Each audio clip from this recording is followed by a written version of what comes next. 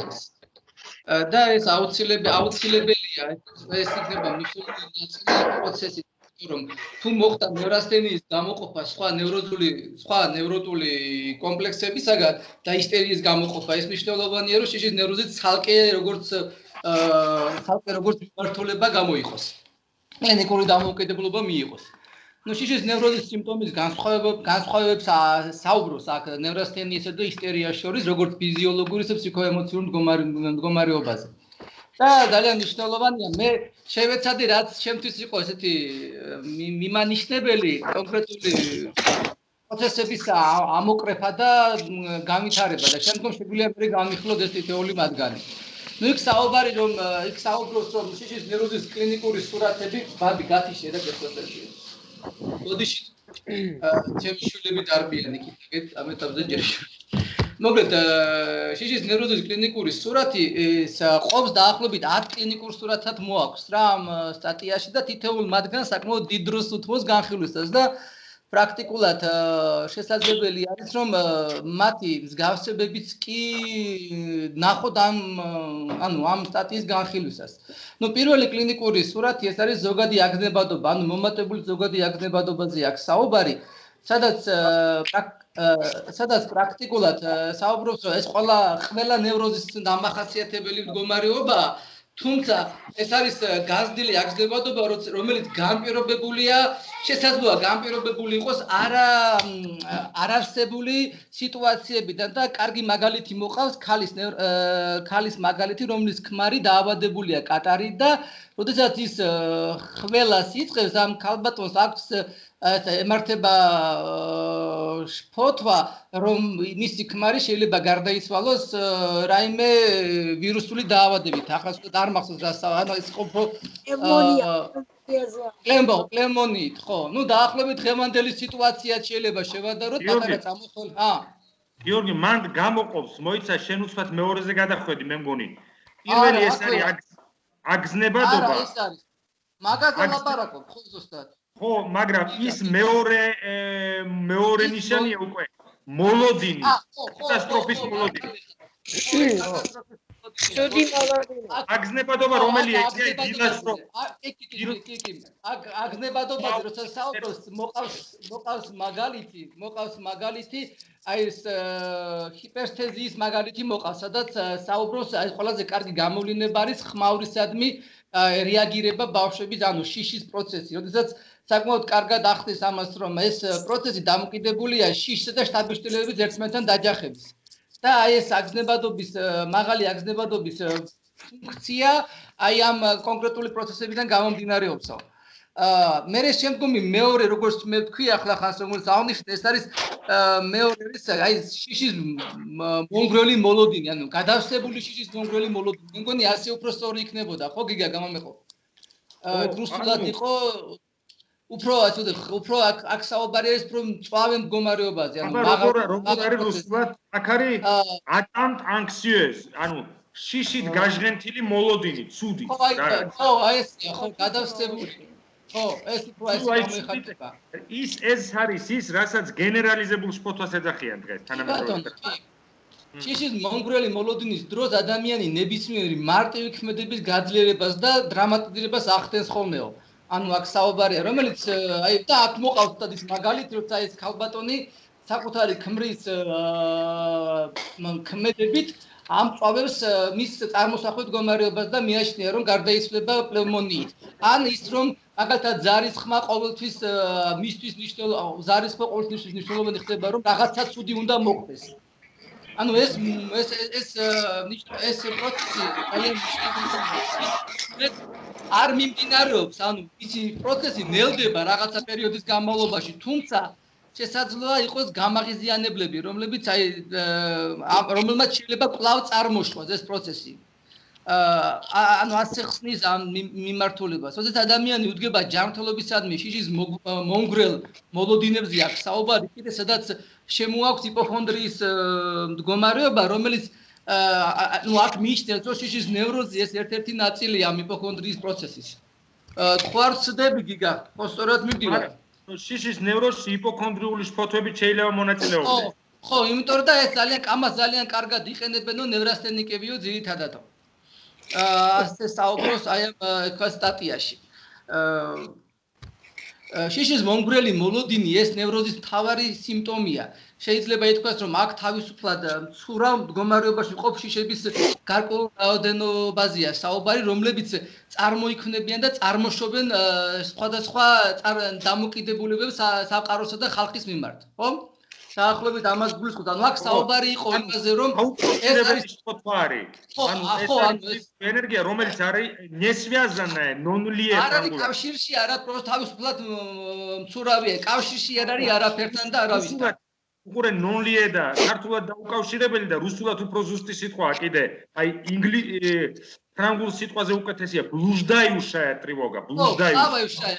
იყო პლავაიუშაა, ანუ მოცურავი. პლავაიუშაა თოჟე, ხო, აი თავისი სეულსი დაძრწის რაღაცა. ანუ აქ პრინციპში განსაზღვრული არ არის არაფერი. ანუ ამ შემთხვევაში აქ საუბარია ის იმაზე, რომ კონკრეტული პროცესი არ არის განმაპირობებელი ამ შიშის ნევროზის დროს. ანუ ამ თავისუფალი მცურავი შიშებთან დაკავშირებით არის საუბარი და ის ყველა ვარიანტში ეხება კონკრეტულ წარმოსახვებს, რომელსაც მე ამწვავებს ამ პროცესში და დამოკიდებულებებს ზრდის. შიშის ანუ მესამე ნაწილი, რომელსაც ის მესამე სიმპტომო კომპლექსი, რომელსაც ის მოისახეს, ეს შიშის ნევროზი, ეს არა ერთადერთი ხერხი, რომელსაც შეიძლება გამოიხატოს ცნობიერებისათვის დამალული, მაგრამ მუდმივად ფხიზლად მყოფი მღელვარება. შეუძლია უცებედად შეიჭრას ცნობიერებაში, გამოიწვიოს შიშის შეტევა. ანუ ამ საუბარი არის იმაზე, რომ აი ზუსტად აი ამ პროცესი, აი მოცურავე, თავისუფლად მოცურავე შიშებზეა, რომელიც თავისთვის არიან სადღაცას კონკრეტულად ცნობიერ დონეზე კი არ არიან, მაგრამ ყოველთვის ზად არიან გამოვიდნენ როგორც აქტიური ფაზით ჩაერთონ პროცესში. აი მაგალითად შეიძლება ეს იყოს ხო. რაც მთავარია მოულოდნელად. ამიტომ აი პაციენტები აკვირდება, რომ პანიკა ვიჯექი სახლში და უცბად დამემართა. ანუ პანიკური აშლობისთვისაც დამახასიათებელია ეს არსაიდან მოსული შფოთვა. და ამ დროს ძალიან აქტიურად ჩართული არის სხეულებრივი ფუნქციები. აი ფიზიოლოგიური მდგომარეობები, მაგალითად აი გულსხმის ფუნქციის აღდგა პროცესები, აი მწვავე მადის მომატება, დიარეის სახის შეტევები. ანუ პრაქტიკულად ამ პროცესის დროს აქტიურად ერთვება სომატური პროცესები, ანუ ფიზიოლოგიური მდგომარეობები ერთვება. და ცნობილი დონე ანუ ამ დროს მნიშვნელოვანია ის გავარკვიოთ, რომ დონეზე შიშის მომგვრელი მდგომარეობა გადადის უკანა პლანზე. ანუ აქ უკვე შიშზე აღარ არის საუბარი და პირდაპირ ჩანს მარტო ფიზიოლოგიური სიმპტომები. გიორგი, მაგას ასე გაუსვი, ეგ არის ძალიან მნიშვნელოვანი. ფაქტიურად ეს არის შფოთვის ლამის ის ფორმა, რომელიც რეპრეზენტირებული არ არის ფსიქიკურად და ხანდახან მხოლოდ სომატურად გამოიხატება. ერთხელ პაციენტმა მითხრა, იმით მივხვდი, რომ შფოთავდი, რომ გული მქონდა აჩქარებულიო. ანუ წარმოიდგინეთ, ფსიქიკაში სულ არ არის ასახული შიში. ანუ იმით მივხვდი, რომ შფოთავდი, რომ გული ამიჩქარდაო. დაცვა, ხო, დაცვითი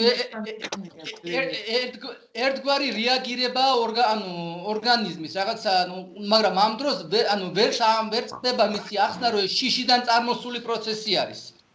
ანუ შიშის შეტევის ცნობიერი ფორმების სადიაგნოსტიკო, ანუ აქ შემდგომ შემოყავს პროცესი და ამავდროულად შიშის შეტევის ცნობილი ფორმების სადიაგნოსტიკო მასალები არის. ეს არის გულის თამდელი დარღვევები, ანუ ამ შემთხვევაში შეიძლება იყოს გულის სისუსტე, ძიმე მდგომარეობა, ანუ ტახიკარდია, არითმია, ანუ ეს ამაზე დაკვირვებით შეიძლება გავიდეთ აი ამ სადიაგნოსტიკო პროცესებით, რომელიც გვეხმარება შიშის ნევროზის ამოცნობაში. სუნთქვით თანმიმდევრული დარღვევები, ნერვული ქოშინი, ასთმის მსგავსი შეტევები, ჭარბი ოფლიანობა ღამღამობით, ესეც ანუ აქ პრაქტიკულად გამოყოფილია ყველა ის ნიშანი, რომელიც შესაძლოა განპირობებული იყოს შიშის ნევროზიდან გამომდინარე. კანკალის შეციების შეგრძნებები, რომელიც შეიძლება მიჩნეული ისტერიული შეტევა, ანუ შეიძლება მიჩნეული იყოს ისტერიული შეტევა. მე ხო არ ვჩქარობ, ხახდო მეგრულად ვაკეთებ ახლა ყველაფერს. არა, შეგიძლია ცოტა უბრუნელად. არა, კაიტია მე მომწო. ხო, კეთილი უბრალოდ ესე კაია. ანუ გამაძღარი. შეიძლება რაღაც ვიკითხო, ეს გიგა დავაზუსტო, შეიძლება? კი ბატონო გისმენთ. ეს ტექსტი ითვლება ეს ტექსტი ითვლება ფსიქოსომატური პარიზის საზოგადოების დაფუძნების რაღაც ესეთ ფუნდამენტურ ტექსტად თუ შემდეგი რო ასეთ ვიმუშავებთ ანუ აი ამაზეა საუბარი ეს ტექსტი კი ანუ ეს არის ფსიქოსომატიკა რომელიც ესე იგი მათ გამოიყენეს შემდგომ გასაგებია მადლობა ეს ტექსტი და კიდე მეორე ტექსტი რომელსაც ქვია ისტერიის სექსუალური ეტიოლოგია ეგეც 1998 წლის ტექსტია, 1898 წლის ტექსტია და იქ უკვე ფროიდი ლაპარაკობს ტერმინით აქტუალური ნევროზი. ანუ ნევრასთენიას და შფოთვით ნევროზს საერთიანებს ტერმინში აქტუალური ნევროზი. ესე ძალიან მნიშვნელოვანია რატომ? ანუ ეგ ფაქტობრივად ორი სტატია ეს და ის. აქ კიდევ რომ როდესაც ვამუშავებდი ამ სტატიას გამახსენდა ის ხუმრობები რატო ყიდულობს ადამიანი ამდენ ტუალეტის ქაღალდს. იმიტომ რომ უყურეთ აქ გამოყოფილი ერთ-ერთი მდგომარეობა გაუმაძღარი შიმშილის შეგრძნება რომელიც თაბრუს ხვევის გამოიხატება აქ საუბარი ასევე ამ პროცესში საუბარია იმაზე რომ მუდმივი ცელობა ანუ განცდა დიარეის შეტევის ან გაუვალობის ან აშლილობის აი ამ შიშის ნევროზმა შეიძლება ეს განაპირობოს და ამას რომ ასე ვთქვათ ვამუშავებდი მე უცბად მომიტივტივა ეს პროცესი რომ ადამიანები რომლებიც გარბოდნენ და ტუალეტის ქაღალდს ყიდულობდნენ ეს იყო ალბათ ეს ჩემი ვთქვათ მოსაზრება ეს იყო ერთ-ერთი გამოვლინება ამ შიშის ანუ ქართულად რო ვთქვათ შფოთვაზე რახან არის ლაპარაკი მაგ ადამიანებს ქვიათ ტრაციანები ან ყოველ შემთხვევაში შფოთვა არა ტრაციანები ხო ნუ არა მაგ სიტყვას ეძახიან იმ ადამიანს ვისაც ეშინია რა ერთი რაღაცაც კიდე წამოწნენა რო იყო ეხა გიორგი თუ დააკვირდი რაზე რასთან დაკავშირებით შეიძლება სიმშილის ნევროზი ხო რატო ყიდულობ ბევრ ტუალეტს ის ქაღალდს გეშინია შიმშილის და კომპენსირება არის რომ არა ბევრი საჭმელი მექნება არა უბრალოდ ახლა შიმშილის ნევროზის წამოსწენა იმიტომ მქონდა რომ ჩემი პაციენტები გამახსენდა რომელთაც კვებითი დამოკიდებულების პრობლემები აქვთ და ასევე ამ პერიოდში აქვთ დიარეა ან შეკრულობის პროცესები კარგი მარჯოს ღმერთსა კარგი მასუქია გაგრძელე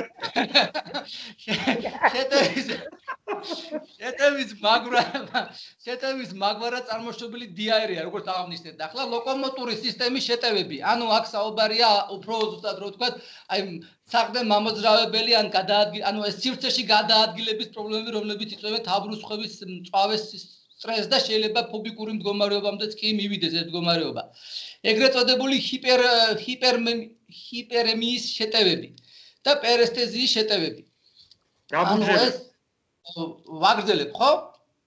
კი შიშის ნევროზი არის შიშის შეტევის სახესხვაობა ღამის მაგალითად ანუ შიშის ნევროზი შეიძლება იყოს ასევე ღამის შიშის შეტევები ბავშვებში ანუ ბავშვებში შეიძლება არ იქნება რომ ღამის შიშის შეტევები ეს შესაძლოა იყოს შიშის ნევროზი ის ძალიან გავს ისტერიულ მდგომარეობას და იმიტომ რომ შეიძლება გამოიხატებოდეს ჰალუცინაციები და სიზმრებით მაგრამ მიუხედავად ამისა შიშის ნევროზი ხშირად ხდება სიზმრებისა და ჰალუცინაციების გარეშეც ეს ბავშვებთან დაკავშირებით არის აქ გამოყოფილი და მე ვფიქრობ არა მარტო ბავშვებთან დაკავშირებით არამედ დასრულებშიც არის ხშირ შემთხვევაში ღამის შიშის შეტევის პროცესები რა თქმა უნდა შიშის ნევროზის სიმპტომების ჯგუფში განსაკუთრებული ადგილი უკავია თაბრუს ხვევას რომელიც გამოიხატება მსუბუქი ფორმით ბარბაცით და უფრო მძიმე თაბრუს ხვევის შეტევის სახით ამ დროს აუცილებელი არ არის თამს დევდეს შიში ანუ აქ საუბარი არის რომ შემეშინებოდა თაბრუ დამეხვა არა აქ უბრალოდ შესაძლებელი იყოს უბრალოდ თაბრუს ხვევითი აქტივობა ანუ ნევროზის დროს თაბრუს ხვევა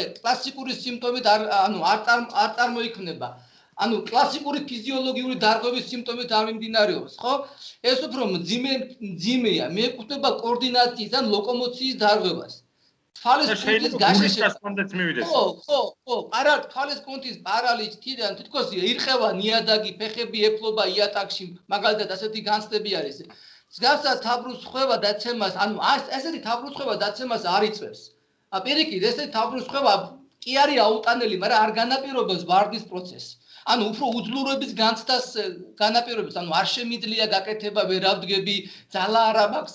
აი ამას რო ვამუშავებდი ამ პროცესსაც, პრაქტიკულად არ ვიცი თქვენთან როგორ არის, მაგრამ ხა მე ესე განათებები მაქვს ხოლმე რა, ჩემი პაციენტების რაღაც ნაწილი მახსენდება, რომლებიც სიმპტომატურად მსგავს განცდებს ყვებიან და საკმაოდ მე საინტერესო არის ეს პროცესი. მაგრამ ქრონიკული მღელვარების და თავბრუსხვევის შეტევის გამოყოფა, ტიპიური ფობიები, ანუ ამ დროს ანუ ქრონიკული მღელვარებისა და თავბრუსხვევის დროს გამოიყოფა ტიპიური ფობიების ორი ჯგუფი. ანუ პირველი ჯგუფი დაკავშირებულია ზოგად ფიზიოლოგიასთან, ანუ მეორე ჯგუფი ლოკომოციასთან. ანუ აქ რა საუბრობს, იცით, რომ პირველი მიეკუთვნება ისეთ მოვლენებს, რომლებიც საფრთხეს ქმნიან ზოგად ფიზიოლოგიურ მდგომარეობასთან. უფრო ზუსტად რო ვთქვათ, სიცოცხლის საფრთხის შემცველი გარემოებები. მაგალითად, როგორიცაა ჭექაპო, ანუ რაზეა იცი, რომ დაუზუსტოთ სმენელს, რომ აი რადგანაც ამ შფოთვით შეტევებს ახასიათებს ორი მიმართულება, ერთია ფიზიოლოგიური, რომ გული ცუდად ამაქვს, მოუკვდები, ჰაერი ვიხჭობის შეგრძნება და ასე შემდეგ, თავბრუსხვევა და მეორეა სივრცითი ასპექტი, როდესაც მე დეზორიენტირებული ვარ სივრცეში ძლიერი თავბრუსხვევით. და ამბობს, რომ ეს მდგომარეობა, როგორც შფოთვითი ნევროზი, მერე იტყვის, რომ აქტუალური ნევროზი, შეიძლება კრისტალიზირდეს ფობიებში, რასაც შენ ამბობ. ხო. ანუ ეს ფობიები განვითარდეს ორი მიმართულებით. ზუსტად ისე, როგორც ეს არის მოცემული შფოთვაში. სივრცითი ფობიები და ხო, ანუ აქ საუბარია ფიზიოლოგიურ პრობლემა ფობიებზე და ლოკომოციურ მდგომარეობაზე. ანუ პირველი მიეკუთვნება მაგალითად გველის, ქუხილის წერებისა და ამ მსგავსი სიცოცხლისათვის საფრთხის შემცველ ფობიებს. და აქ ახსნის იმას, რომ ეს ტიპიური გადაჭარბებული მორალური ეჭვიანობაც აქ შეაქვს. ანუ გადაჭარბებული მორალური ეჭვიანობა, აკვიატებული ეჭვის ფორმები, აი ამ კონკრეტულ ფიზიოლოგიურ ანუ მე პირველ ტიპის რატომ იცი მაგ დროს სუბიექტს ეუფლება განცდა, ეგ ხო კლასიკურია, არ გავგიჟდე. ხო, არ გავგიჟდე და ხო. მე ეს აგზნების ტალღა როგორ ფარავს, იცი, აი როგორც სერფინგის მოცურავეს რო ტალღა გადაფარავს და აღარ ჩანს ტიპი. და ყველას გონია რომ მოცა დაიხჭო. და არ გავგიჟდე და ამიტომ ეჭვი ხომ არ გიждები, კომპენსირებულია ობსესიური ინტელექტუალიზაციებით. რომ ესე იგი თუ ინტელექტუალიზაციებს ვახდენ, ესე იგი ისე კარგად ვაზრობ, რომ თავს უმტკიცებ, კონტრაფობიული ხდება ინტელექტუალიზაცია, რომ სულ ხას უსვამ, რომ როგორ შეიძლება გავგიჟებულიყავი, როცა აგერ ასე კარგად ვაზრობნებ. თქვათ რა, და უყურე არ ჩერდები რა. ხო, და ეს პროცესი იმდენად ხანგრძლივია. ხო, ეს პროცესი იმდენად ხანგრძლივია და აუტანელი პროცესი არის და საკმაოდ მწვავე პროცესში მიმდინარეობს და გადადის შემდეგ ანუ შფოთვაში, ანუ მღელვარების მოლოდინის შფოთვაში გადადის შემდგომ საკმაოდ აქტიურად. მეორე ფორმა თავში მოიცავს აგროფობიის სრულ მის მახასიათებებს. ანუ მეორე ფორმა ლოკომოციური ტიპის ფობიებზე რა საუბრობს, იქ მიაჩნია რომ ეს აგროფობიის მახასიათებელი არისო. და მწვავე მდგომარეობა, ხო. მაგ ლოკომოციის ფიზიოლოგიური, ნეიროფიზიოლოგიური სიმპტომების სიმბოლიზაცია არის უკვე აგროფობია. ხო.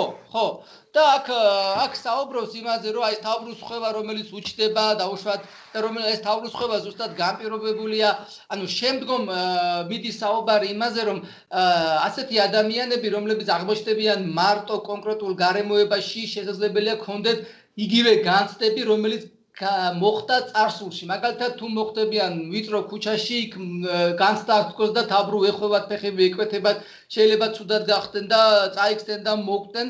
ანუ ეს რეალობასთან კავშირში არ არისო და სინამდვილეში ეს არისო იმ განცდილი შეგრძნებების განმეორება ამ პროცესის დროს. შიშის ნევროზის დროს ამოყალიბებულია ფობიისას აფექტი, რომელიც ანუ ერთგვარი აფექტი, რომელიც ანუ მთლიანად ედება ადამიანს. так, ფობიების ორივე სახეობა ხშირად ერთდროულად გვხვდება. თუმცა ატიპიური ფობიები, რომლებიც ეფუძნებიან აკვიატებულ წარმოდგენას, აუცილებლად შიშის ნევროზის ნიადაგზე არ ვითარდებიან. მოკლედ, აი ამ აი ამ სტატიაში ყველაზე მეტად რაც მე ნერვებს მიშლის შეიძლება ითქვას, ეს არის როდესაც იწყებს კონკრეტული მიმართულებით მსჯელობას და შენ იდეალურად მიყვები ამ პროცესს, მე სრულიად თავგზას გიბნევს. მაგრამ აი მანდარი მე მგონი ყველაზე რთული პასაჟი მეც ვერ გავიგე. ანუ ატიპიური ფობია რას გულისხმობს? ვინმე მხოლოდ არ გაიგო უკეთესად. იმიტომ რომ იქ არის ფობია, რომელიც დაცვა არის უფრო პრიმიტიული შიშისაგან. ხო, მაგრამ მართალი გითხრათ, იმდენად დამაბნეველია ეს პროცესი, რომ აი ბოლოს უკვე ერთი 5-ჯერ უნდა წაიკითხო ეს ტექსტი, რომ კარგად გახვიდე იმაში თავში რა, იმიტომ თან არა, მარტო მანდარი რა საზვიადებ. მან ხომ არ გულისხმობს შემთხვევით არქაული მართალია ფროიდი არ ლაპარაკობს არქაულ ფობიაზე შიშზე, მაგრამ არქაული შიშის მიმართ ამაზე ხომ არ არის საუბარი გიგა? ხო, ანუ ფროიდი რაც ამბობს, რომ არასიმბოლიზირებული მაგრამ არც მაგ ტერმინს არ ხმარობს, იმიტომ ჯერ არ არის ეს. არ შემოაგ ეს სიმბოლიზაციაზე არ საუბრობს საერთოდ. მაგრამ ეგ იგულისხმება საუბრობს რაზე, რომ წმინდად სომატური აგზნება ვერ აღწევს ფსიქიკური სფეროს, ანუ არ ხდება ამ აგზნების ფსიქიზაცია, ამას ხო ამბობს? და მოკლე ჩართვის კორტიკალური გზით განიტვირთება სხეულში. ანუ ეს არის წყალი, რომელიც ხდება, მერე უნდა ამოუშვას ორთქლი და აქედან გაკეთდეს ელმავალი და ამის ნაცვლად ისევ გესხმება ეს დუღარე წყალი თავზე. ამას იწყებს, ამაზე საუბარს იწყებს, როდესაც შემოაქვს სექსუალიზაციის პროცესები. აი აქ ამ დროს ხდება აი ამის შემოტანა, აი ამ კონკრეტული ენერგიის, რომელიც განმუხტვა ვერ ხდება ფსიქიკურ მდგომარეობაში და ამიტომ წარმოიშობა შიშის ნევროზი. აქ ასე შემოაქვს ხოლმე. აქ მიიჩნევს, რომ აკვიატებული ნევროზის ბევრი სინდრომი კლინიკური თვალსაზრისით შეიძლება მივაკუთვნოთ შიშის ნევროზსა.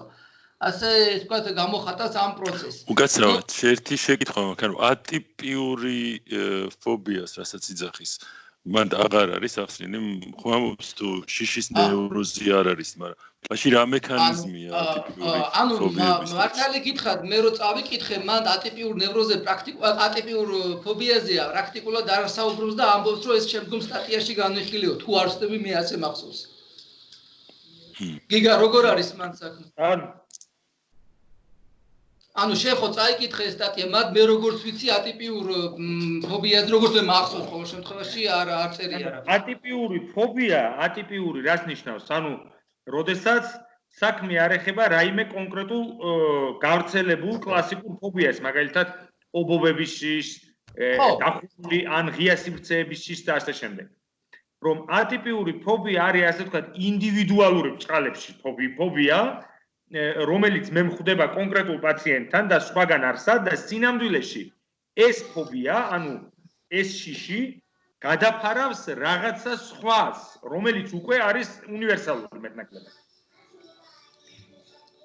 ანუ და ატიპიურ ფობიას განსხვავებული მექანიზმია ვიდრე სხვა ფობიების შემთხვევაში. ფაქტურად ატიპიური ფობია არის, რასაც მე ფროიდი უწოდებს ობსესიურ ფობიას, როდესაც მეშინია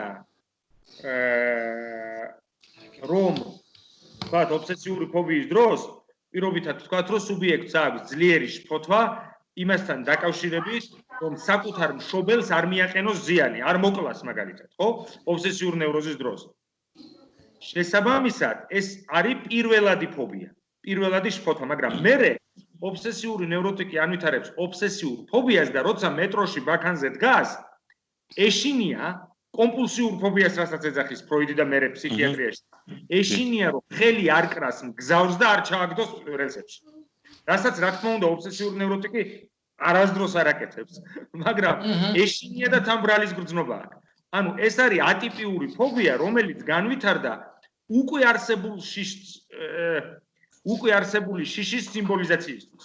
იმიტომ რომ როგორც ჩანს მშობლის მიმართ, ძმის, მამის, დედის მიმართ უკიდურესი ობსესიური ნევროტიკის უკიდურესი დესტრუქცია იმდენად აუტანელია მისთვის, რომ ის ანვითარებს კომპულსიურ ფობიას და ამიტომ ამბობს აქვე ფროიდი ამავე ტექსტში, რომ ატიპიური ფობია გულისხმობს სუბსტიტუციას, ანუ ჩანაცვლებას. ხო და უფრო პრიმიტიული, უფრო არქაული, როგორც შენ თქვი, ნანუკა, უფრო არქაული შფოთვის მეორე შედარებით უფრო სიმბოლიზირებული იმით, რა ქვია, ვერსიით. ანუ ანალიტიკურად რო ვთქვათ, იმ ატიპიური ფობიის ანალიზს, ინტერპრეტაციას ყოველთვის მივყავართ ფობიამდე, რომელიც თქვათ იგივე ყველა ობსესიურ ნევროტიკთან ერთი და იგივეა. ზოგს ეშინია რომ გასკურა არ დარჩეს, ზოგს ეშინია რომ ადამიანი არ ჩააგდოს მატარებელში და სინამდვილეში ყველა შემთხვევაში საქმე ეხება რომ მაგალითად ქალი ობსესიურ ნევროტიკების შემთხვევაში რომ არ გაგვდოს დედა. საბოლოო ჯამში. ანუ იმდენად ძლიერია და იმდენად აუტანელია ეს რეპრეზენტაცია, რომ მეორე ატიპიური ფობია მოდის უკვე როგორც შედარებით ასატანი და მარცვადი ობსესიურ ნევროტიკის. ნუ ფობიის გაგრძელი ბიორი. ხო, ნუ მე შემოაქვს საუბარი შემდეგი მდგომარეობის საჭვლის მონელების პროცესის შიშის ნევროზის დროს. ანუ აქ ეს ერთ-ერთი სიმპტომი არის შიშის ნევროზის დროს, რომელიც მნიშვნელოვანი არის მისი ასახვით და ანუ ეს აქ ხდება აქ შემოაქვს ეს პროცესები, თუმცა გულის რების განცდა არის, ღებინების სურვილი არის, ხო? ასე გაუმაძღარი შიმშილის სინდრომი შეიძლება შეიცვალოს შიშის რუდიმენტალური შეტევით. ქრონიკული შეტევების სახით მღელვარე მოლოდინის ანალოგიური ანუ დიარეისაკენ მიდრეკილებით. ანუ როგორც რაცაც ვისაუბრეთ ცოტა ხნის უკან რომ ეს ერთ-ერთი სიმპტომი არის შიშის ნევროზის, როდესაც საუბარი არის აი ამ კვებითი პრობლემებთან დაკავშირებული სიტუაცია. აქ ასევე საუბრობს რომ კვირტაწყლის მოქმედების შიშის ნევროზისას ახდენს ნევრასთენიულ ფუნქციის ზემოქმედებას. ანუ ხდება ანუ აქ საუბრობს რომ კვირტაწყლის მოქმედება შიშის ნევროზისას ახდენს ნევრასთენიის ფუნქციაზე ზემოქმედებას. ანუ ჩანაცვლება ხდება ხან შეკრულობის პროცესები მიმდინარეობს, ხან დიარეის პროცესები მიმდინარეობს. დაპირისპირება ხდება ერთმანეთთან. გასაგებად თქვი?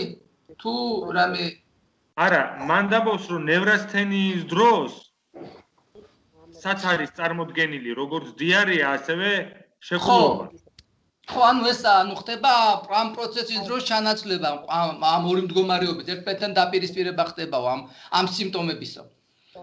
ნუ მე შემოაქვს პარესთეზიები, რომლებიც შეიძლება თანს დევდეს თავბრუს ხვევის ან შიშის შეტევა. ანუ ეს ამ დროს ანუ ეს ძალიან გავსო ისტერიული გამოვლინებასო, თუმცა შესაძლებელია ეს არ იყოსო ისტერიული გამოვლინებაო და ეს პირდაპირ კავშირში იყოსო შიშის ნევროზთან. პარესთეზიებზეა საუბარი.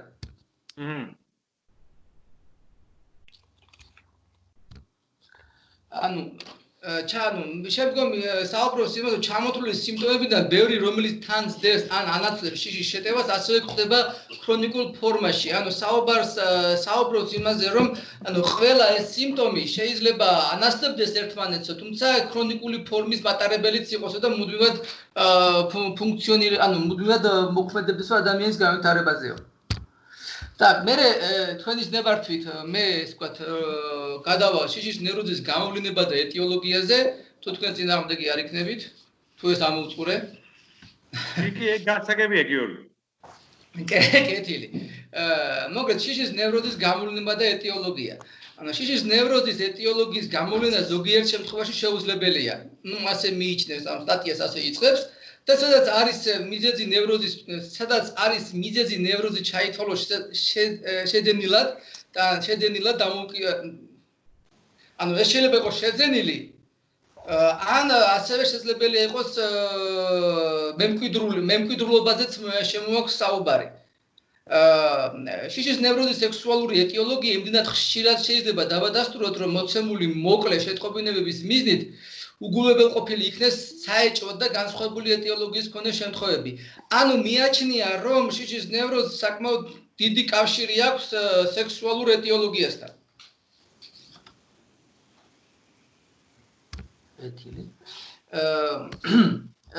ეტიოლოგიური პირობების ზუსტი აღწერისთვის რეკომენდირებულია ცალ-ცალკე განვიხილოთ მამაკაცები და ქალები. ანუ აქ დიფერენცირება მოყავს ქალებში შიშის ნევროზის ეტიოლოგიისა და მამაკაცებში. და იწყებს თავიდან იწყებს ქალების განხილვით. ქალებთან შიშის ნევროზი წარმოიქმნება შემდეგი შემთხვევაში. როგორც ქალწულების ან მოზარდობის შიში. აქ გულისხმობს რას სექსუალური აქტზე დაკვირვებით ან ლიტერატურული წაკითხვით იმის მოულოდნელმა აღმოჩნამ, რაც აქამდე იყო ფარული და მოზარდთან შეიძლება გამოიწვიოს შიშის ნევროზი, რაც ტიპიური სახით ერწყმის ისტერიას. აქ ალბათ გასაგებია ყველაფერი თუ განვიხილოთ და გავავრცოთ. როგორც ვიტყვიან. ასევე მე შემდგომ გამოყოფს ისმის ხო ხახნო ჩემი ხმა? კი, ისმის. კი, ისმის. ხო, ისეთი სიჩუმე დაისადგურა რომ შემეშინდა უცბად.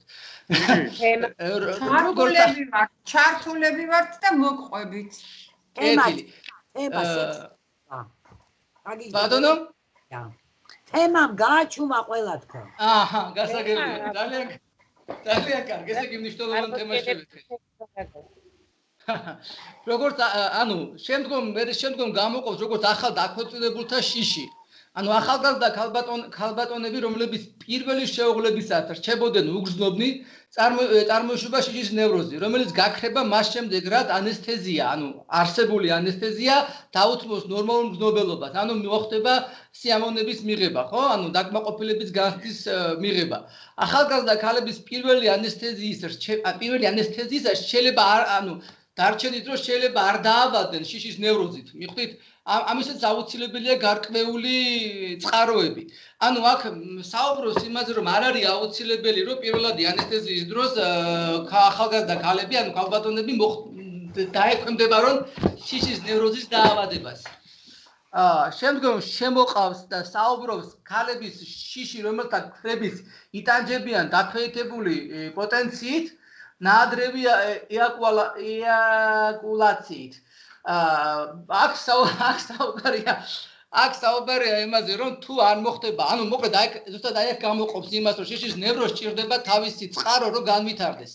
და აქ ზუსტად იმას უსვამს ხაზს, რომ თუ არ მოხდება ქალების სიამოვნების დაკმაყოფილება, ეს შესაძლებელია განმაპირობებელი იყოს შიშის ნევროზის. ხნები, რომელიც იყენებენ კოიტუს ინტერაქტუს. ესეც ერთ-ერთი განმაპირობებელია საშინელი დაავადების. საშინელი დაავადების, ხო. მოკლედ, ბოლო ორი შემთხვევა შეადგენს ერთ თელს მიაღწევს ქალი დაკმაყოფილებას კოიტუსის დროს თუ არა. ზუსტად ამის ყველა მიზეზი შეიძლება გაერთიანო ერთ მიზეზში, აღარ ჩამოვთვალო? სექსუალური ფრუსტრაციას მიიჩნევს, ფრუსტრაციის მიზეზი შეიძლება იყოს ის, რომ ჩამოთვლის, რომ სექსუალური თავშეკავება, შეწყვეტილი კოიტუსი, ნადრევი ექსპლუატაცია. იმდენად მნიშვნელოვანი თემატიკა შევეხეთ, რომ ახლა მაწყვეტინე პროცესს, რა შეგაკითხა. კარგი. მაგრამ უბრალოდ ის არის ერთი და იგივე ლაპარაკობს, ლაპარაკობს იმაზე, ბერებზე. რა მნიშვნელობა აქვს მე რელიგიური თუ სხვადასხვა მიზნების გამო შეკავება მისთვის პირდაპირ არის დაკავშირებული იმასთან, რომ განმავითარო შფოთვის ნევროზი. რაც არის რეალურად ფროიდის შეცდომა, მე 3 ესეში სექსუალური თეორიის შესახებ აღმოაჩენს, რომ არც ესე მარტივად არ არის საქმე და რომ საერთოდ თავშეკავება საერთოდ არ არის შინ შემთხვევაში საერთოდ არ დაკავშირებული იმ სიმპტომო კომპლექსთან, რომელსაც აღწერს. რასაც ეს რასაც ისმენთ. ეხლა შენ უაკეთებ ინტერაქტუს, თემის ინტერაქტს. არა, ცენზურა ჩავრთე. ჩემი არაცნობიერი სექსუალობასთან, ჩემი ისეთ კონსერვატიული დამოკიდებულება. როგორც კი დაიწყო კონკრეტულ რაღაცებზე ლაპარაკი, არ ხდება. ჩემი განძევნა ამუშავე. მოკლედ ამ თავის თელი იდეა მდგომარეობს იმაში, რომ ესე იგი ფიზიოლოგიური აგზდება, რომელიც არ წარმოიქმნება ფსიქიკურ აგზდებაში, არ გარდაიქმნება ლიბიდოში და დაიკარგება სადღაც ფიზიოლოგიურ მდგომარეობაში, ეს უწყობს ხელს შიშის ნევროზის ჩამოყალიბებას. თუმცა ასევე მიიჩნევა, აქ მიიჩნევს იმ პროცესებს, რომ ადამიანები, რომლებიც დაუშვათ განიცდიან, იქ დაუშვათ გამოცდას ვერ აბარებენ, დაუშვათ იქ შურის დანაკარგს განიცდის დედა, ეს ყველაფერი ნორმალური პროცესია, მაგრამ შესაძლოა განმაპირობებელი შიშის ნევროზის ჩამოყალიბების ჯერ კიდევ საწყის ეტაპებში იყოს, აი ზუსტად არა ჯანსაღი სექსუალური ურთიერთობები. ნუ აი ამას ხაზს უსვამს, იმიტომ რომ ეს მნიშვნელოვნად მიიჩნევს ამ პროცესს. რას აკეთებს იცი ჯიუტად იძახის ხო რომ ეს ნახე როგორი გიჟური იდეა რომ მაშინაც კიო რომ როდესაც დედა შვილი უკვდება და ანვითარებს შფოთვით აშლილობას მაშინაც კი სექსუალური თავშეკავების ბრალიაო იმიტომ რომ შვილის გარდაცვალება ან ძიმი ავადმყოფობა და ასე შემდეგ დამატებითი მატრამვირებელი ფაქტორია ძირითადი მიზეზი დეტერმინანტი არის ისო რომ ამ დედის ანამნეზის თუ კარგად წავჩაყვები აღმოჩნდება რომ ისიც დაუკმაყოფილებელი ხო ის ქმარს რადგანაც აქვს ნაადრევი ეაკულაცია ამიტომ განავითარა დედამ შფოთვითი ნევროზი რომელსაც მოუკვდა შვილი ანუ მაგას ამბობს რა ბანალური მიზეზია შვილის სიკვდილი ამ სიტყვას შეგანა ეს სექსუალური დაუკმაყოფილებლობა გრძელდება 13 წელი და აი ამიტომ შეიძლება დაეთანხმოთ თორე ხა ერთხელ ანუ რას აკეთებს რომ რაც ქრონიკულად გრძელდება სექსუალური დაუკმაყოფილება და მერე ნებისმიერი მატრამვირებელი ფაქტორი ბანაურობას აფეთქებას სტრეს ფაქტორი ახდენს მოქმედებაში მოყვანას ხო ხო ნუ აი ამას ამბობს რა და ნუ ერთადად რომ ავიბოლო რომ ამას ეს ვთქვათ მიუძღვნათ ეს არის ის რომ თუ არ მოხდება სწორად იმ სექსუალური ენერგიის განმუხტვა შესაძლოა გამოიწვიოს შიშის ნევროზი დაახლოებით ესე შეიძლება დასკვნა გავუკეთოთ ამ თემას. ანუ შემდგომ გადადის რახან ჩვენ ამ თემას უკვე დასკვნა გავუკეთეთ, შეიძლება ითქვას, შემდგომ გადადის მიდგომები შიშის ნევროზის თეორიისადმი. ანუ აქ შემოყავს ეს მესამე თავია თუ არ ვცდები ამ სტატიის და იქ საუბრობს რომ შიშის ნევროზი ერთჯერადი ტრაუმატული მოვლენით ან საშინელებით არ ყალიბდება, ან შეშინებით არ ყალიბდება. ერთჯერადი შეშინებით შეიძლება იქნეს შეძენილი ისტერია ან ტრაუმული ნევროზი. ანუ საუბრობს რომ შიშის ნევროზი არ ჭირდება, ანუ არ ჩამოყალიბდება მხოლოდ ერთხელ შეშინებიდან რაღაცა ტრაუმული მოვლენით. შესაძლოა თავზარდაცემული თავზარი ის ხო შესაძლოა გამოყენებული შედეგები არის ელდა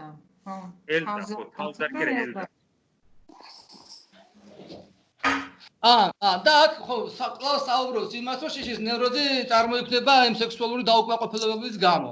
ნუ კვლავ ამას ასე ვთქვათ ჯიუტად ამტკიცებს. მერე შემდეგ საუბრობს რომ შიშის ნევროზის მექანიზმი უნდა ვეძებოთ სომატურ სექსუალურ აგზნების ფსიქიკასგან გადახრაში. ანუ რას თქვით ხო რომ ის ენერგია რომელიც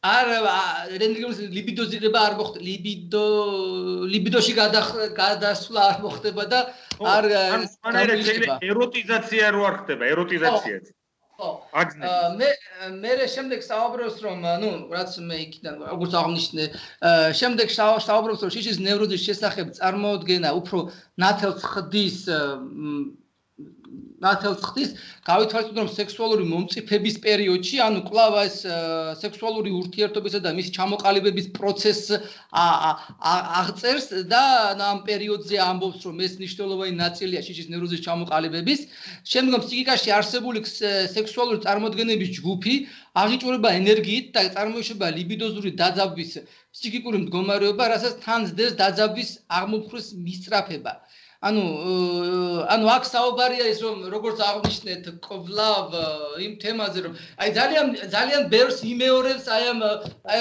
ფიზიოლოგიურ განმუხტვასა და ეკოლოგიურ განმუხტვას შორის რა ესეთი ერთი თუ შეიძლება მე როგორც დამჩა ეს იმაში რაც შეეხება ლიბიდოში ეროტიზაციას თუ არაეროტიზაციას ხო როდესაც შიშის ნევროზთან შეიძლება გაგვიჩნდეს საქმე სწორედაც რომ ლიბიდო არის ეროტიზირება არის და როდესაც არ არის ეროტიზირება მაშინ არ არის ნევროზი აი ესე გავიგე ერთი პასაჟი მე то есть ყოველთვის ხდება ნევროზის დროს ლიბიდო არის და მიმართულია უბრალოდ ლიბიდოს განმუხტვა არ ხდება არ ხდება ხო აი მაგ უნდა ლიბიდიზება რო ხდება ზუსტად მაგიტო უნდა იყოს ჩემი აზრით აი წეღან რო თქვია ესე მახსოვს აქ საუბარი იყო რაზე იცით რომ ადამიანის ცხოვრებაში ნუ განსაკუთრებით მამაკაცის ცხოვრებაში ასე გამოყოფს იქ ერთ-ერთ მომენტში რომ მუდმივად ხდება ფიზიოლოგიური აგზნება რომელიც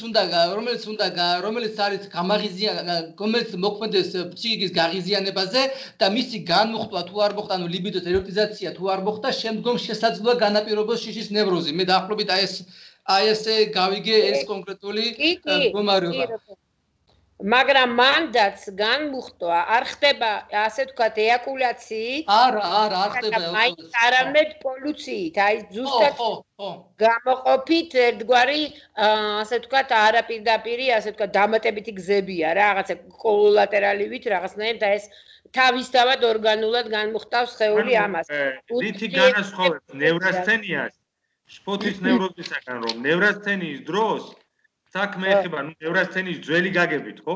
იმიტომ რომ ხო ძალიან გუნდო ის არის ბევრი ყოვლის მომცველი სიტყვა ნევრასთენია მე მოხდა ამის დიფერენციაცია რომ ნევრასთენიის დროს ხდება ფსიქიკური ენერგიის მუდმივი კარგვა ხო მაშინ როდესაც შფოთვის და ნევრასთენია არის ამ მუდმივი დანაკარგის ფსიქიკური ენერგიის ფლანგვის და დეფიციტარული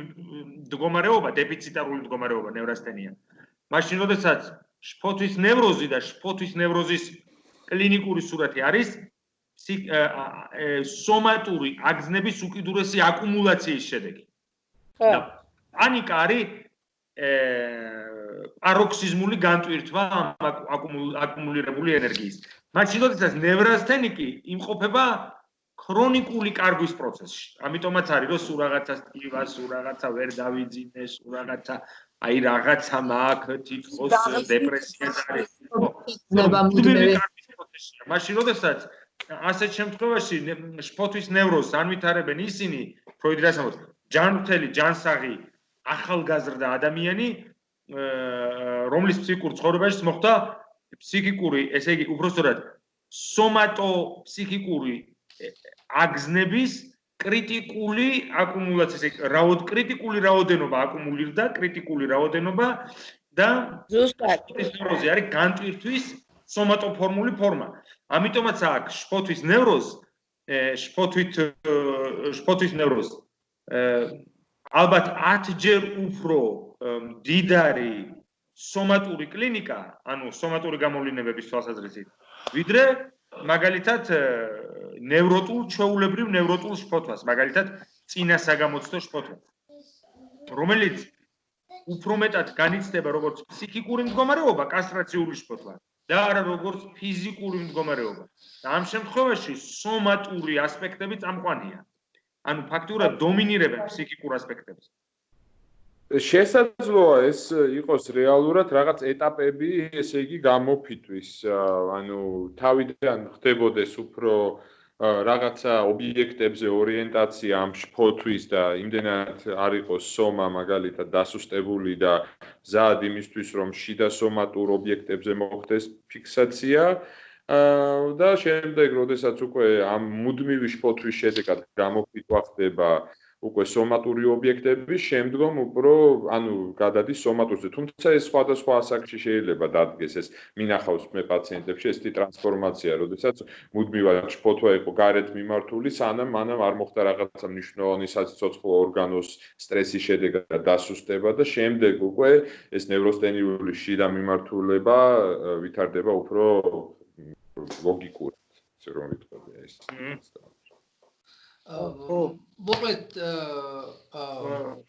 ამ სტატიაში პრაქტიკულად ანუ ამ კონკრეტულ თავში პრაქტიკულად ხაზს უსვამს იმას რომ შიშის ნევროზი ძირითადად განპირობებულია სხეულებრივი გამოვლინებებით და იქ ანუ აქ ზუსტად აი თავშეკავებულობაზე იქ ნევრასთენიაზე და იმ მსგავს პროცესებზე რომელზეც ჩვენ ახლა ვილაპარაკეთ და როცა ხდება ან დაკარგვა ამ აგზნების ფიზიოლოგიურ მდგომარეობაში აი ამ კონკრეტულ ან მთელი დაახლოებით ერთი გვერდი რაღაც ჩვენ დაახლოებით 5 სიტყვაში ჩავატიეთ აი ამ გადამღერებას ეს ვთქვათ ახდენს მე ბოდიში, მაგრამ ასეთი განცდა მაქვს. და თქვენის ნებართვით მე გადავალ სხვა ნევროზებისადმი დამოკიდებულებაზე, ეგ ბოლო თავი არის. და ეგ მიიჩნევს რომ საუბრობს რომ ყველაზე ხშირად ხდება შიშის, ნევრასთენიის, ისტერიის, აკვიატებული წარმოდგენების, მელანქოლიის სიმპტომების ერთდროული და ერთობლივი არსებობა. და თვლის რომ ყველაზე ცუდი იქნება ის რომ შიშის ნევროზია თუ არ გამოვყავით ამ კონკრეტული როგორც კონკრეტული მდგომარეობა ხო სიმპტომი თუ სწორად ახლა თქვი ეს სიტყვა მაშინ საუბარი გვექნება იმაზე რომ ნევრასთენია და ისტერია რომ გამოვყავითო სხვა ჯგუფებიდან სხვა კლასტერებიდან სხვა ჯგუფებიდან ესეც არასწორი იქნებოდაო და ამით შემდგომ გადადის შერეულ ნევროზების ანალიზზე და მიიჩნევს რომ ცალკეულ ტიპად გამოყოფს ამ შერეულ ნევროზებს და ამაზე საუბრობს რაღაცა კონკრეტულ ერთ თქვათ თავს უთმობს ხო და საუბარი არის შემდგომ ამ თავში საუბარი არის რომ სიმპტომების გამოვლინება მტკიცებ დარღვევების ან შეტევების სახით რომლებიც წააგავს პერესთეზიას, ჰიპერსთეზიას და შეკუმშვის უარს და რომლებიც აქ საუბრობს იმაზე რომ საკმაოდ ყველა ასპექტში შიშის ნევროზი ყველა მდგომარეობაში შიშის ნევროზი აქტიურ ფაზაშია ეს შერეულია ეს განცდები როგორც ნევრასთენიაში ხდებაო შიშის ნევროზი ასევე ისტერიაშიც და ასევე სხვა მდგომარეობაში ვიღაც სწორად ლაპარაკობ კი ხო მე შემდგომ მიიჩნევს რომ შიშის ნევროზისაც წარმოადგენს წმინდა სომატური მდგომარეობა, რომელიც ისტერიისა და ისტერიისას კი ფსიქიკური, თulis რომ შიშის ნევროზი არის წმინდა სომატური, მაგრამ ისტერია არის კი ფსიქიკური მდგომარეობა არის. ამიტომ ამას საკმაოდ ხშირად უსვამს ხაზს ამ სტატიაში და ამით განასხვავებს ისტერიასა და შიშის ნევროზს, ერთ-ერთი განმასხვავებელი ნაწილს იღებს ისტერიასა და შიშის ნევროზთან დაკავშირებით. ერთი პასაჟი აქვს რომ ისტერია არის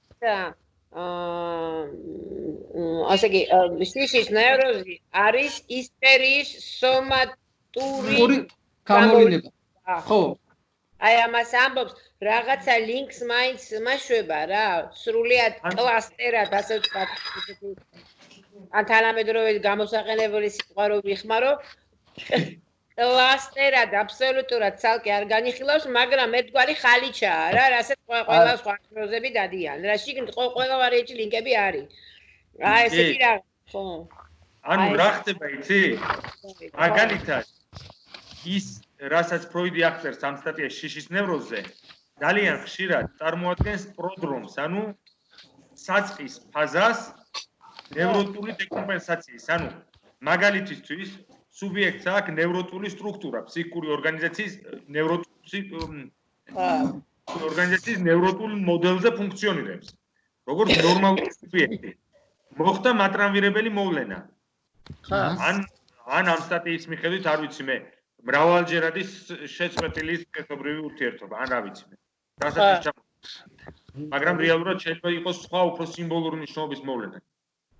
და სუბიექტი ანვითარებს ზუსტად ამ კლინიკას, რასაც აღწერს ფროიდი, რომელიც ძალიან მალე და საუკეთესო შემთხვევაში პოულობს კლინიკურ გამოსავალს ნორმალურ ნევროზში, ანუ ეს შეიძლება იყოს ისტერიული ნევროზი, ობსესიურ-კომპულსიური აშლილობა ან ფობიური ნევროზი. ესმის? მაგრამ იგივე აი ამ შფოთვით მდგომარეობას, თუკი ეს მდგომარეობა ეუფლება და ამ კლინიკურ სურათს ანვითარებს ნარცისტულად ძალიან მოწყვლადი სუბიექტები, რომლებიც ფსიქიკურად, რომლებიც ცუდად არიან ინტეგრირებული, შინაგანად ცუდად არიან ინტეგრირებულები, უფრო მოსაზღვრე მდგომარეობებისკენ მიდის მათი ფსიქიკური სტრუქტურა. პერვერსია, მოსაზღვრე მდგომარეობები,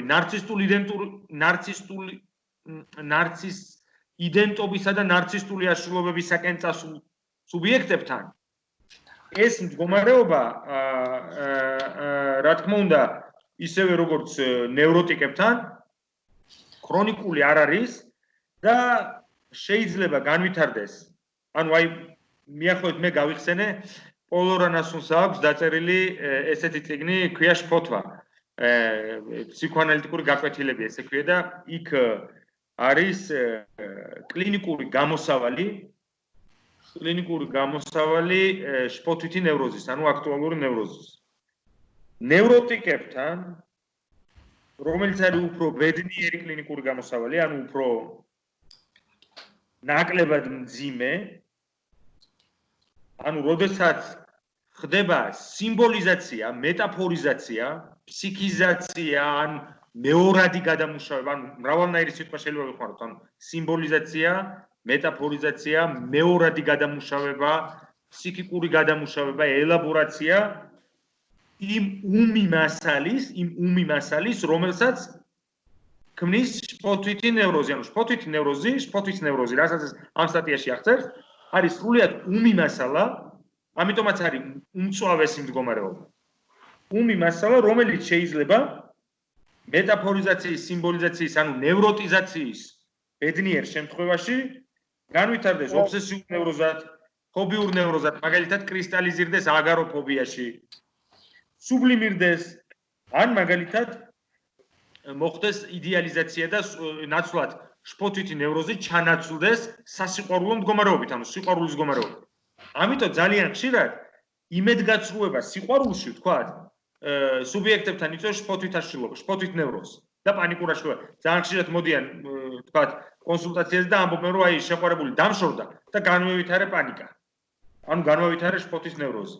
გიგა, მანდ კლინიკური შეკითხვა მექნება, ანუ როგორ განასხვავებ მაგ მდგომარეობას მოსაზღვრე მდგომარეობაში, როდესაც სეპარაციის შიშით არის ზუსტად იგივე პროცესი წარმოქმნილი. იმიტომ რომ მოსაზღვრე როგორ განასხვავებ და ხო, თქვი. როგორ განასხვავებ და სუბიექტის ობიექტთან დამოკიდებულების თავისებურებებით. ანუ როგორია მისი ურთიერთობა ობიექტთან. და ერთი კითხვა მაქვს კიდე. კითხვა რა, ანუ ესეთი ისა, როდესაც სიმბოლიზდება ერთ რაღაცა ობიექტში, ხო, რაღაცა კრებსითი სახელი და იმიჯი იქმნება. როდესაც ფობია არის, კონკრეტულად მაგალითად, თუ გინდათ გველის ან მწერის, ხო? აი ეს მწერი, აი ამ მწერზე პაციენტთან უკვე სუფთა კლინიკურ მუშაობაზეა ლაპარაკი, როდესაც შენ იწყებ ცოტა ნაადრევად აი ამ მწერის ხელიდან გამორთმევას აძრობ, არ გაძლევს. რა თქმა უნდა. ზუსტად ისევე, როგორც ობსესიური ნევროტიკი თუ შენ თავიდანვე უტევ მის სიმპტომს, მაგალითად რიტუალს, ან უკრძალავ ამის გაკეთებას და ასე შემდეგ, სინამდვილეში ამოდის საშინელი შფოთვა. ეს არის როგორც საცობი რომ მოხადო და იქიდან ამოვარდეს ჯინი.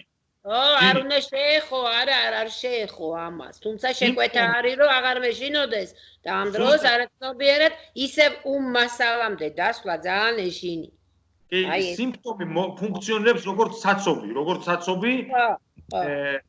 ამიტომაც ობსესიური ნევროზის დროს ხანდახან არის შემთხვევები, როცა ობსესიური ნევროტიკები ანვითარებენ კატასტროფულად დიდ ძლიერ შფოთვას, კატასტროფულად. ეს მაშინ ხდება, როცა მათ არ შეუძლიათ სხვადასხვა მიზეზის გამო, ხშირად შეიძლება იყოს წმინდა ფიზიკური მიზეზების გამო, განახორციელონ რიტუალები, ან რომლებსაც ძალიან დიდი დაცვის ფუნქცია აქვს. და მეორე განვითარება ლაკანი ამბობს, ხო. ის იმის არის რომ მინდოდა რომ ლაკანი საერთოდ უკაცრავად. ლაკანი ამბობს, რომ საერთოდ ადამიანი ახდენს სიმპტომთან იდენტიფიკაციას, ანუ სიმპტომი ხდება მისი იდენტიფიკაციის აბსოლუტური სიზუსტეა. სრული. ხო, ლაკანი ამბობს, ის რაც ყველაზე ნამდვილია სუბიექტთან არის სიმპტომი, ის რაც ყველაზე ნამდვილია არის სიმპტომი. ამიტომ მე როდესაც მამის სახით კონფუზიაზე ლაპარაკობს, ის ამბობს სიმპტომი კი არა, სემპტომ, მაგრამ ეს კიდე სხვა საკითხია, ანუ ეს როგორ ძალიან явно როგორ თქვა, ხო, ხილულად ნათლად გამოდის პაციენტის სიზმარში, რამდენად აი ეს კრებსითი ესა სახელი არის თავად. და როგორ მიდის მერე აი ამ იგივე მაგალითად გველის ტერიომორფული ელემენტის ხო ხატის ანთროპომორფულად გადაქცევა, მას უჩდება ქიმერული რაღაცები, სხეულის ნაწილები ადამიანის ნაწილ მიდის ესა. თავის ამოცნობა სიზმარში მიდის ეს. საოცარი რამე, აი ლაკანი რაც თქვი, ზუსტად მე არ ვიცი ლაკანის იდეა მაგასთან დაკავშირებით, მაგრამ ნუ აი დიდი მადლობა, ვახო პირდაპირ მას მექნა, რომ ეს შეცდომა არ არის, მე კონკრეტულ მიმდინარე кейსზე მაქვს ეხა ფიქრი. როგორ მიდის აი ამ სიმპტომის თავის ამოცნობა უკვე პირდაპირ ხატივით. მაგალითად რო ავიღოთ ხოჭო, ხო? იყო იწვა ხოჭო და მას ჰქონდა ბავშვის ფეხი. სიზმარია. მიდრეკილი ადამიანი ანთროპომი. ეს ბავში არის 3-4 თვის. ასე აგიწერს უკვე აი ესეთი თვითონ როგორ უნდა ამოიცნოს თავი ამ ხოჭოში. ფანტასტიკური პროცესი. გააგრძელებ შენ დას არ დაგისრულებია. მე გიგა მე მგონი დავასრულე. იცი ისა გიორგი მანდარი ბოლო ერთი წინადადება რომელიც როგორ გაიგეთ მიხარით ძალიან რთული არ არის მოკლედ ეს ნევროზი რო არ ყოფილიყო რო არ აღმომეჩინაო ისტერიას და ისა ნევრასთენიას ერთმანეთისგან ვერ გავასხვავებდი ხო ვერ გავარჩევდი აი ისო ძლივსო მივახციეთო რომ ისტერია და ნევრასთენია ერთმანეთისგან კლასტერულად გაყოფილიაო და აი ამან ჩემმა აღმოჩენამო ამას კიდე ერთხელ გაუსვა ხაზიო. ეგრეა? ბოლოში არის, ბოლოში მოიცადებს. სულ ბოლო წინადადება არის. კი. აი ეს გიგა როგორ გესმის? ანუ ეს არის კიდეც მთავარი ღერძი ამ სტატიის, რომ ხო, მაგითო გესმის. რაც კარგად ჩანს შემდგომ სტატიაში 1899 წლის სტატიაში, სადაც ფროიდი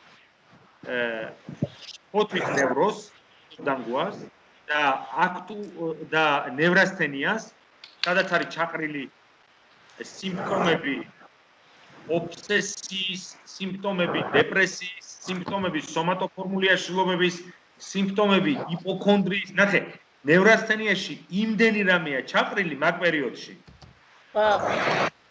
რომ ჩვენ ხედავთ, რომ შფოთის ნევროზი გამარჯობა სესო. გამარჯობა. 6-ე მეგონა ჩართვა რო იყო და ახლა ჩაგერთეთ. არა უშორა. ზღვაზე ხარ? უკან შეგიძლიათ ხედით დატვეთ. ზღვაზე წასვლა მოაქვს.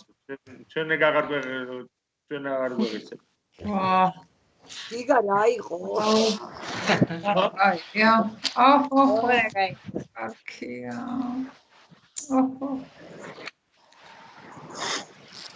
ისმეთ გააგრძელეთ უკაცრავად. პედატიური ანუ ბიჭო ხმას დაუწიე ხმას ზღვას დაუწიე ცოტა ხმას.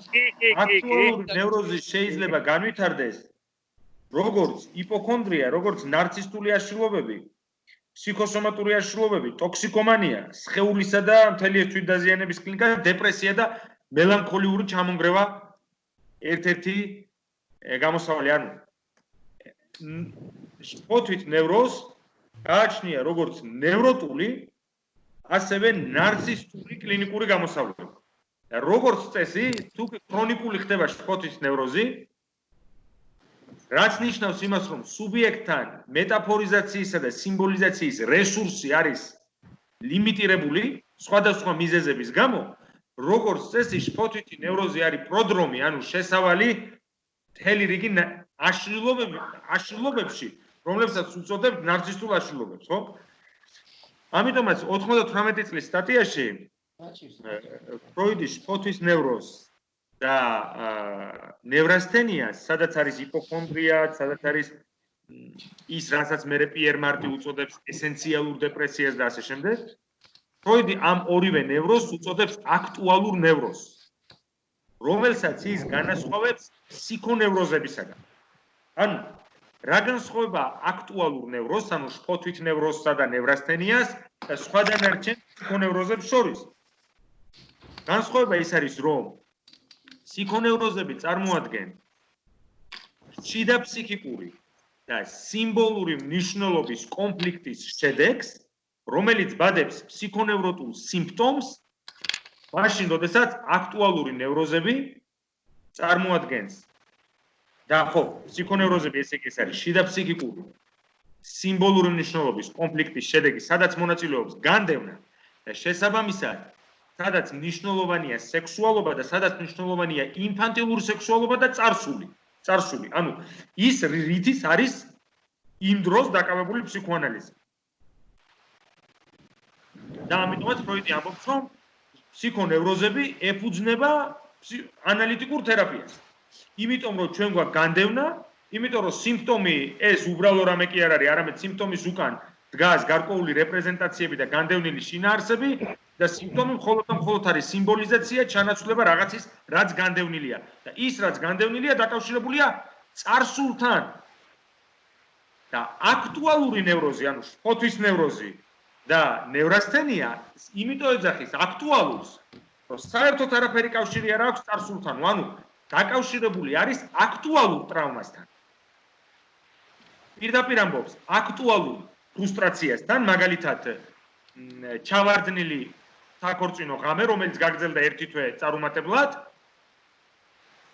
და ფროიდი ამბობს, რომ ერთ შემთხვევაში, ანუ აქტუალური ნევროზების შემთხვევაში, სადაც შეიყვან, გააერთიანა, უკვე 2 წლის მერე გააერთიანა შფოთვის ნევროზი და ნევრასთენია, აქტუალური ნევროზების შემთხვევაში საქმე გვაქვს მექანიკურ ტრავმასთან, აი უბრალოდ ამიკრძალეს, ვთქვათ, სექსუალური ურთიერთობა.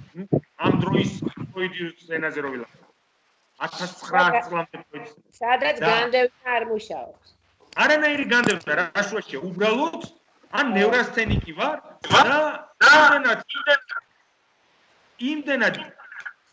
იმდენად ექსესიური, ანუ ზედმეტია მასტურბაცია, რომ ამან განამავითარებინა ნევრასთენია, ანუ მიზეზი არის მექანიკური და აქტუალური. ამიტომ ამბობს, რომ ნევრასთენია და შფოთვის ნევროზი, ამბობს, რომელიც მე გამოვყავი 1995 წელს, მე გავაერთიანე აქტუალურ ნევროზებში და დაუპირისპირებ ფსიქონევროზებს, სადაც მთელი კლინიკური სურათი იმით კი არ არის განპირობებული, რომ მე უბრალოდ ნეიროფიზიოლოგიური წარმოშობის და წმინდა სომატური ბუნების აგზნების ევაკუაცია ვერ მოვახდინე. არამედ განპირობებულია იმით, რომ მე გამწოვებული მაქვს შიდა ფსიქიკური კონფლიქტი, სიმბოლური კონფლიქტი, რომელიც დაკავშირებულია განდევნასთან, რომელიც დაკავშირებულია ჩემ ბავშვობის შთაბეჭდილებებთან და ამ ბავშვობის განდევნილი ხშირ შემთხვევაში სექსუალური ბუნების შთაბეჭდილებების გადამუშავების შედეგად მე ვიღებ ნევროზს დღეს, რომელიც არ არის აქტუალური მდგომარეობა, არამედ რომელიც პირდაპირ არის დაკავშირებული ჩემს წარსულთან. შესაბამისად, აქტუალური ნევროზები და აქტუალურ ნევროზებთან მდგარი კლინიკა, როგორც არის პანიკური აშლილობები, ოღონდ ქრონიკული იპოქონდრია, ნარცისტული აშლილობები, ფსიქოსომატური აშლილობები, ტოქსიკომანია, სხეულის კლინიკა, თვითდაზიანებების კლინიკა, დეპრესია, მელანქოლია და ასე შემდეგ. გულისხმობს კატასტროფულ დეფიციტს სიმბოლიზაციის და მეტაფორიზაციის სუბიექტს. კატასტროფულ დეფიციტს. ერთი კლინიკური თვალსაზრისით ამ შემთხვევაში უნდა ვიმუშაოთ იმაზე, რომ ზუსტად სიმბოლიზაცია მოხდეს, ანუ სიმპტომატიზაცია რომ მოხდეს, სიმპტომად რო გარდაიქმნეს. რო გარდაიქმნას სიმპტომად, რო ფრანგები ამბობენ le patient a posé le symptôme, ანუ პაციენტმა როგორც იქნა დადო სიმპტომი.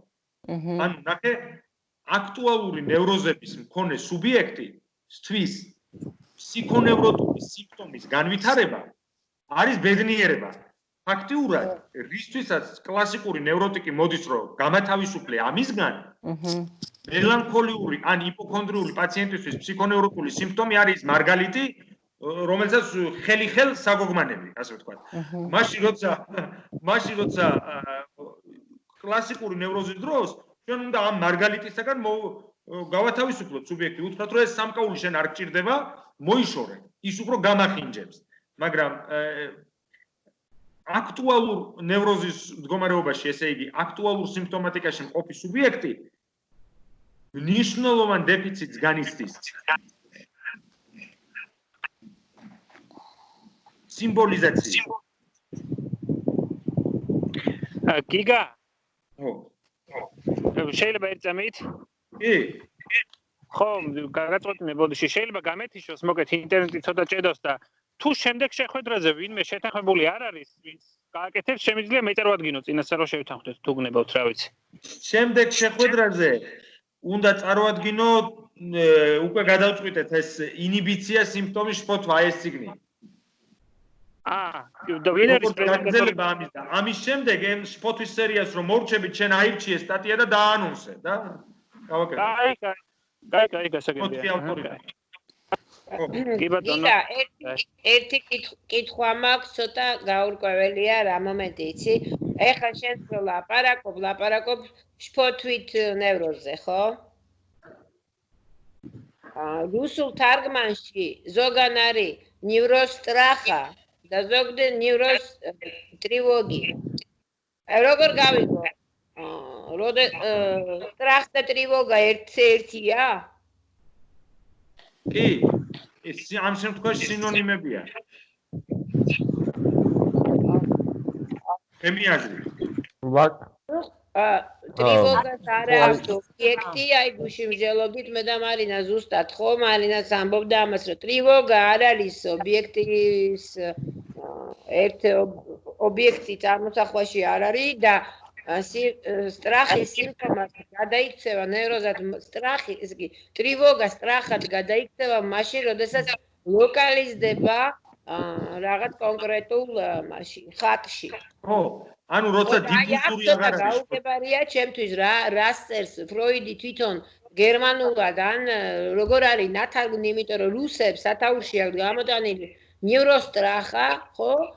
და როცა შედიხარ და ისა ნევროსტრივოგი ისა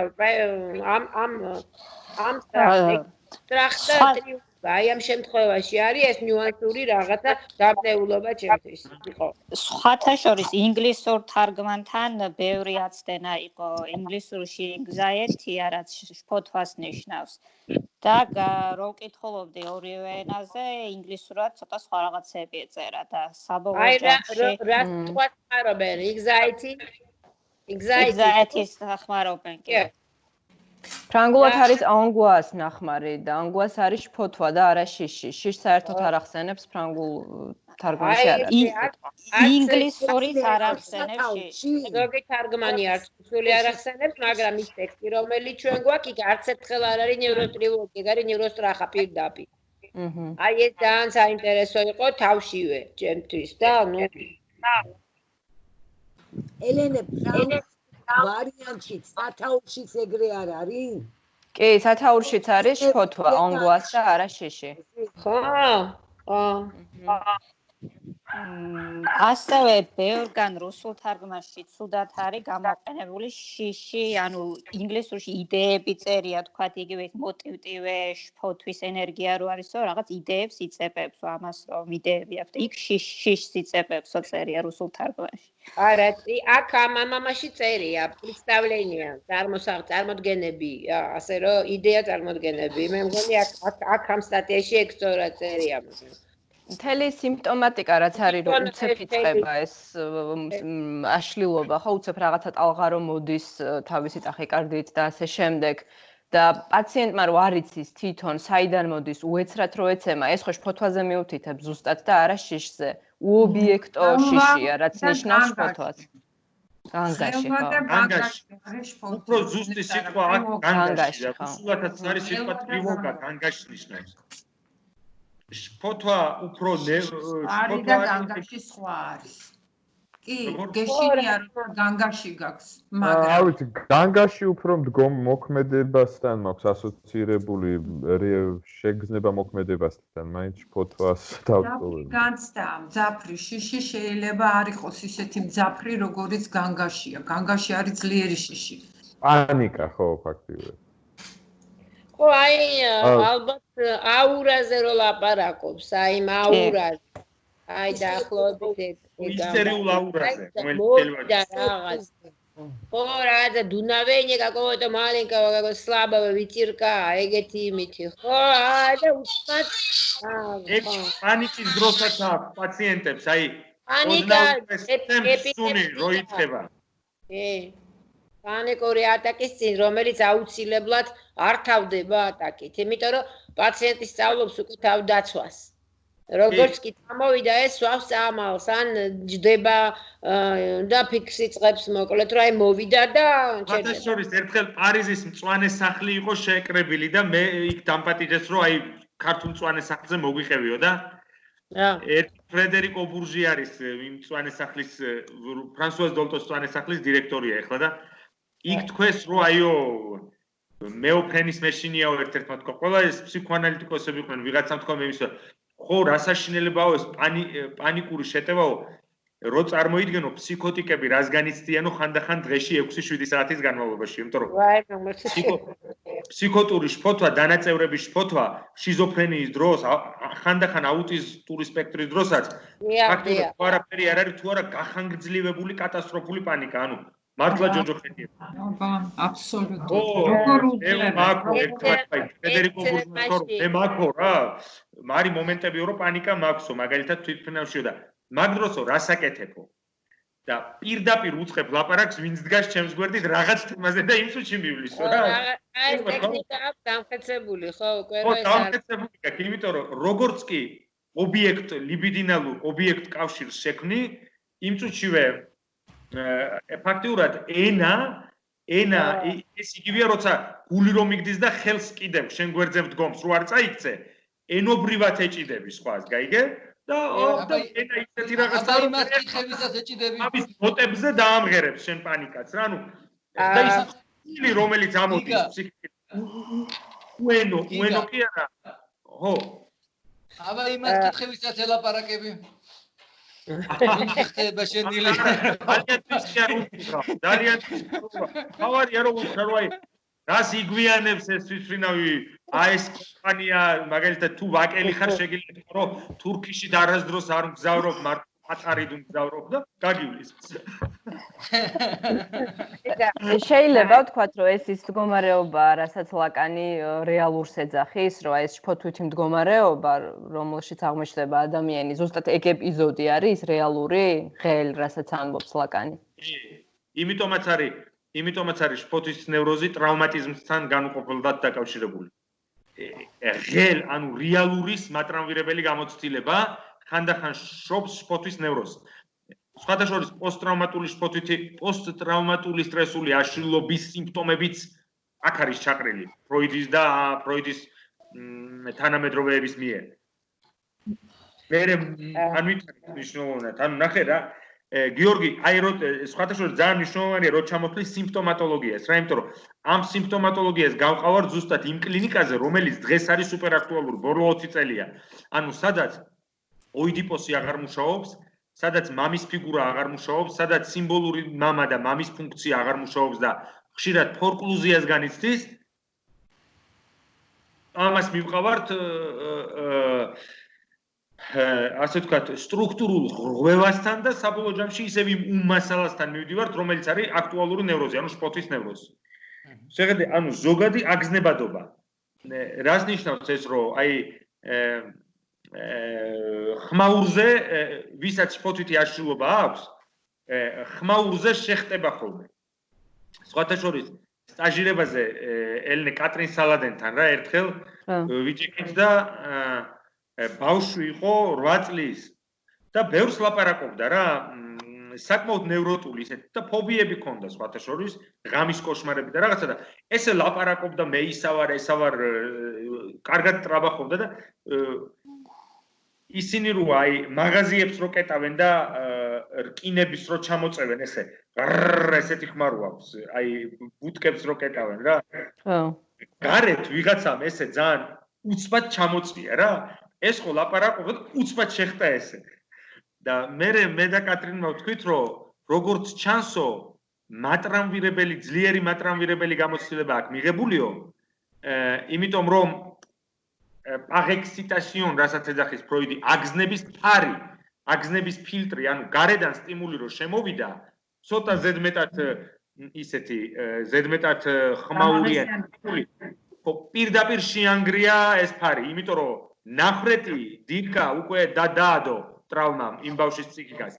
გიგა ჩამოწია ეს უკვე შენ გაფიქრებს კლინიცისტს რომ ამ ბავშვის ცხოვრებაში რაღაცა მძაფრი მატრამირებელი გამოცდილება და აქაც შფოთვითი ნევროზის დროს ეს ზოგადი აგზნებადობა ნიშნავს იმას რომ მე იმდენად ენდოგენურად იმდენად აგზნებული ვარ სულ ოღონდ არა სექსუალურად პრობლემაც ეს არის შფოთვითი ნევროზის რომ ეს სექსუალური აგზნება კი არ არის რომელსაც მთელი ეროტიზაცია და სექსუალური ფანტაზიები მოყვება სამწუხაროდ აქ არ ხდება ფანტაზმატიზაცია არ ხდება წარმოსახვითი მანქანით მოხელთება უმიაგზნების ანუ მე ორგანიზმში სხეულში სულ მაქვს ეს უმიაგზნება და გარე ეგზოგენური სტიმული გარედან როგორც კი ემატება აი ამ კინის კარების ჩამოწევის დროს მაგალითად მე შეხტომა მაქვს იმიტომ რომ ჩემი ფსიქე გადავსებულია უმიაგზნებით და ტოქსიკომანიასთან არის დაკავშირებული იმიტომ რომ დღეს ყველასთვის ცნობილია რომ ტოქსიკომანია სხვა არაფერი არ არის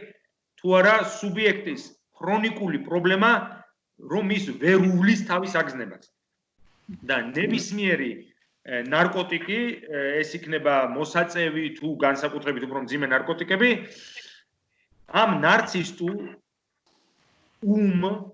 არაეროტიზირებულ წარმოსახვის მიერ გადაუმუშავებელ ანუ ის რაც წარმოსახვით რეგისტრსაც კი ხელიდან უსხლტება არათუ სიმბოლურ რეგისტრს ამ ყველაფრის ამ აგზნების რედუქციას ახდენ მივიღებ დოზას და სიამოვნებას ვიღებ რითი სიამოვნებას ვიღებ იმით რომ საშინელი და ქრონიკული აგზნებისაგან 1 საათით მაინც გავთავისუფლო ამიტომაც ის ტიპები ვისაც პრობლემა არ აქვს აგზნების ფსიქიკური გადამუშავების აგზნების სკონდარიზაციის ანუ მეორადი გადამუშავების პრობლემა ვისაც არ აქვს ისინი რომ სინჯავენ ხშირად ნარკოტიკს ისინი იძახიან რომ ეს დებილობა იყო რაღაცა რა იყო რაღაცა გამაბრუა და მეორედ ამას აღარ გავეყარებ მაგრამ საკმარისია რომ ტიპმა რომელსაც აქვს შფოთვითი ნევროზი უბრალოდ აქტუალური ნევროზი ან ნევრასთენიკი ან იპოხონდრიკი ან ნარცისტული აშლილობებისკენ მიდის ესე იგი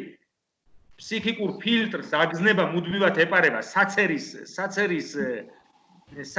ნახრეტები მსხვილია და საკმარისია ნარკოტიკი მიიღოს იმ წუთშივე ჯდება ბულიმიის შემთხვევაშიც იგივეა გიგა როგორ ბულიმიის შემთხვევაშიც იგივეა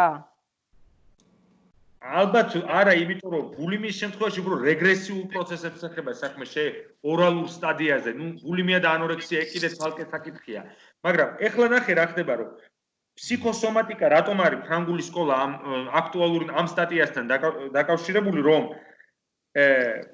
ნახე რას აკეთებს 4 ავტორი მიშელ დე მიუზენი რომელიც სხვა შორის ესპას ანალიტიკში იყო ერთხელ მოსული და კითხვა დაუსვი მახსოვს ზუსტად აქტუალურ ნევროზებზე დაუსვი კითხვა ნუ მაშინ იმას აქში ვიყავი რომ იცი რომ ეგ კითხვა უნდა დასვა და ის გეტყვის რომ ხო ზუსტად აი ზუსტი ხარ იმიტომ რომ ვიცოდი რომ ამ სტატიასთან იყო დაკავშირებული 2010 წელს ილაპარაკა მოიყვანა кейსი გარდაიცვალა სხვა შორის მიშელ დე მიუზენი 2 წლის წინ კრისტიან დავიდი და მიშელ ფენი და პიერ მარტი აი ამ 4 ადამიანმა შექმნა პარიზში 1965 წელს ფსიქოსომატიკის ინსტიტუტი და ეხლა ნახე რა გააკეთეს რომ ჩაატარეს კვლევები პაციენტებზე რომლებსაც ჰქონდათ ფსიქოსომატური აშლილობები ოღონდ გამორიცხეს სომატოფორმული კლინიკა აი ისტერიული კონვერსიები უბრალო დიარეა უბრალო გულის აჩქარება და რამე. არა, ესენი არა. როდესაც საქმე ეხებოდა ნამდვილ დაავადებას. კანცერი, უჭის წყლული, პერისტალტიკის მთლიანი მოშლა და ასე შემდეგ. ანუ ალერგიები გიგათ მათ შორის. რაები? ალერგიები. ალერგია და რა თქმა უნდა, ალერგია და შაკიკიც, მაგრამ ალერგია პირველ რიგში, იმიტომ რომ შაკიკი ხშირ შემთხვევაში ნევროტული მიზეზებითაც შეიძლება იყოს გამოწვეული. ალერგია იდიოპათიური ურტიკარია განსაკუთრებით და ეგზემა და კანის დაავადებები. ანუ ამით მათ სურდათ რომ დაპირისპირებოდნენ ჩიკაგოს სკოლას. სადაც არის ალექსანდერი, ფრანც ალექსანდერი, როგორც თავარი ფსიქოსომატიკის მამა, ფსიქოანალიტიკური ფსიქოსომატიკის. რომელიც მაგალითად ამბობს, რომ არტერიული წნევა, მაღალი არტერიული წნევა დაკავშირებულია დესტრუქციული და ძალადობრივი იმპულსების შეკავებით. კი ბატონო, მაგრამ ეს ნევროზია, ეს არ არის ფსიქოსომატიკა. ისტორიულ ნევროტიკ ქალებთან, როდესაც ისინი თავის კასტრატორულ გეგმებს ვერ ახორციელებენ თავიანთ კაცებთან, უწევთ მაღალი წნევა. და იძახიან, რომ აიმე წნევა გამიზომე, რა წნევა გამიზომე და თავწაკრული ქალები, გურული თავწაკრული ქალი რა არის, რომელმაც ქმარს ქოქოლა ვერ დააყარა რა. და ფრანც ალექსანდერი ამბობდა, რომ ეს ფსიქოსომატიკაა. იმიტომ რომ შეკავებულმა აგრესია აუარდა თავში. ანუ წავიდა აგზნება თავში. გასაგებია, რომ ამან მაღალი არტერიული წნევა გამოიწვია, მაგრამ სამაგიეროდ ამ მაღალ არტერიულ წნევას თან ახლავს ფანტაზმი, რომ აი ეს საზიზღარი, ის გათახსირებული, ან მე ამას არ შევარჩენ, თან წნევა გაქვს რა და თან იძახი არ შევარჩენ. და მთელი სცენოგრაფია, ანუ ისტერიული და ნევროტული სცენოგრაფია. ობსესიურ ნევროტიკთან უფრო სასტიკად არის. დავწვავ და ასე შემდეგ. ტარანტინოს ფილმი ნახეს ფოტოშოპის ერთხელ ჰოლივუდში თუ გაქვს არ გაქვს ნანახი. გადასარევი ფილმი იყო. კორონაზე მაგრად მიდის რა, ანუ რომ დაწვავს და მე რომ დაწვავს კიდე რაღაცას უშვება. ანუ ობსესიური ნევროტიკის თავის ფანტაზმებში, განადგურების ფანტაზმებში არის აბსოლუტურად ისა რა. მაშინ როცა პარანოიკთან წარმოსახვა რახან გაღარიბებულია, პარანოიკს სურს რომ მოკლას. და იცის როგორ უნდა მოკლას და შეიძლება მართლა მოკლას, მაგრამ რაიმე სცენოგრაფია კრეატიული გეგმა არა აქვს პარანოიკს. კრეატიული არ არის. კრეატიული არ არის. რეალისტური, იმიტომ რომ ამიტომ არის ლაკანი ამბობს, რომ პარანოიკი არის რეალობაში და ობსესიურ ნევროტიკი წარმოსახვით რეგისტრში განადგურებს, მაგრამ იქ მერე მეზობელს შეიძლება ბოდიში მოუხადოს იმის გულისის, რომ დავიწყდა გადაეწოდებინა რაღაც. ანუ რა შესაქმე, რა შუაშია ფსიქოსომატიკა, ანუ ამ 4 ავტორმა პარიზში თქვა, რომ ეს ფრანც ალექსანდერი არ არის მართალი, იმიტომ რომ ის ურევს ერთმანეთში ნამდვილ ფსიქოსომატურ აშლილობებს და სომატოფორმულ სიმპტომებს, რომლებიც შეიძლება მონაწილეობდეს აი იგივე ისტერიული ნევროზის შემთხვევაში, ობსესიის და ასე შემდეგ. და აღმოჩნდა, რომ ეს ნამდვილი ფსიქოსომატური პაციენტები იქამდე ვიდრე განავითარებდნენ მძიმე სომატურ დაავადებას, ისინი ანვითარებდნენ იმას, რაც ფროიდმა აღწერა ამ სტატიაში. ანუ ან ნევრასთენიას, ან იპოქონდრიას, რომელიც ნევრასთენიის შემადგენელი ნაწილია, ან შფოთვით ნევროზს, რომელიც დიდხანს გაგრძელდა. მერე გაჩერდა სუბიექტებს აქვს სრული სტაბილიზაცია, აი სოსომ რო გვაჩვენა ახლა ზღვა, წყნარი ზღვა, ამ წყნარ აბსოლუტურად მოწმენდილ ცაზე მძიმე სომატური, ანუ ორგანული დაავადება არის როგორც მეხის გავარდნა. და ამათ იფიქრეს, რომ რა ხდება, რატომ მოხდა, რომ ამას წინ უძღოდა აბსოლუტური ფსიქიკური დეკომპენსაცია, ანუ აფეთქება შფოთვითი ნევროზის ფორმით. მერე სრული დამშვიდება და დამშვიდების პერიოდში არის ლატენტური ფაზა, ინკუბაციის ფაზა და მერე ტიპი ანვითარებს პანკრეასის კიბოს. მე მყავდა პაციენტი, რომელიც იყო წმინდა წყლის ობსესიური სტრუქტურის მქონე 65 წლის ასაკში, რომელიც მუშაობდა მაღალ თანამდებობაზე და ეს იყო ადამიანი, რომელიც არის პროფესიայի, აი როგორც ახლა არის ამირან გამყრელიძე, პაატა იმნაძე, აი ეს თენგიზ ცერცვაძე, ეგეთი ტიპი რა, რომელიც თავის პროფესიაშია მთელი ცხოვრება, ანუ კარიერისტი კი არა, ანუ რაღაც HR მენეჯერი კი არა. იქ მუშაობ, რომ მოვიდა მე მითხრა 40 წელია ერთ ადგილას მუშაობ. მაგრამ მეტი რა უნდა თქვი. და მოხდა რა, რომ ნახე როგორ კატასტროფული кейსია. ობსესიური სტრუქტურის ჩამოშლამ გამოიწვია მძიმე სომატიზაცია. რომ ესე იგი იწყებს თავისი ისტორიის მოყოლით რამოდენიმე სეანსის განმავლობაში, ჩვეულებრივი პატიოსანი ოჯახის შვილია, ასე შემდეგ და ამბობს სულ ხას უსვამს, რომ მე არასდროს შეცდომა არ დამიშვია სამსახურში, არასდროს. ანუ ჩემი პროფესიული თუ პიროვნული ღირსება არასდროს არ ყოფილა შევახსნა. რა ხდება, რატომ მოვიდა ანალიზზე? იმიტომ რომ გამოიწერა $30,000 ღირებულების ელექტროდანადგარი მის კომპეტენციაში შედიოდა ეს და დანადგარის ნომერი მიუთითა არასწორად და ჩამოვიდა სხვა აპარატი. ანუ გამოვიწერე ფორტეპიანო და ჩამოვიდა როიალი. მიახლოვეთ რაღაც ესეთი რა. საინტერესოა რისთვის იყო ის დანადგარი რაც ჩამოვიდა. ძალიან საინტერესო. მთელი ცხოვრება ელექტროობაში მუშაობდა და ელექტროდანადგარი. რისთვის იყო გამოსადეგი და ის რისთვის? საინტერესოა. რა დანადგარი იყო. როგორც კი ეს მოხდა, მეორე დღესვე მას ეუბნებიან, რომ ნერვიულობ. ხელის გულზე ატარებენ ისეთი კადრია. ამ აპარატს უკან დავაბრუნებთ, სულ დავწვავთ, გადავაგდებთ, თქო დაწნარდი, არაფერი პრობლემა არ არის. კომპანია ეუბნება, რომ ნერვიულობ, რა გჭირს? ეს ვერ წნარდება, იწყება უძილობა, იწყება უჭმელობა და გიორგი რაც შენ აღწერეს, სპოთვის ნევროზის ყველა სიმპტომი სახეზია. და ნახე საით წავიდა ეს? მთელი 4 თვის განმავლობაში არ ძინავს, არ ჭამს, კატასტროფულად იკლებს წონაში, მოვიდა ანალიზზე, ანალიზი დაიწყო კარგად, მაგრამ ამ მოვლენიდან, ესე იგი ამ აპარატის გამოწერიდან მე-5 თვის თავზე განავითარა პანკრეასის კიბო. რის შემდეგაც, ანუ ამ სომატიზაციამ მთელი ეს ფსიქიკური ენერგია, რომელიც ფროიდს აქტუალურ ნევროზში, ანუ შფოთვით ნევროზში აქვს აღწერილი, მთლიანად აკუმულირება მოახდინა და დაწყნარდა სუბიექტი. აი მე რას შეიძლება რაღაც ჩემი აზრი გამოვთქვა ამასთან დაკავშირებით.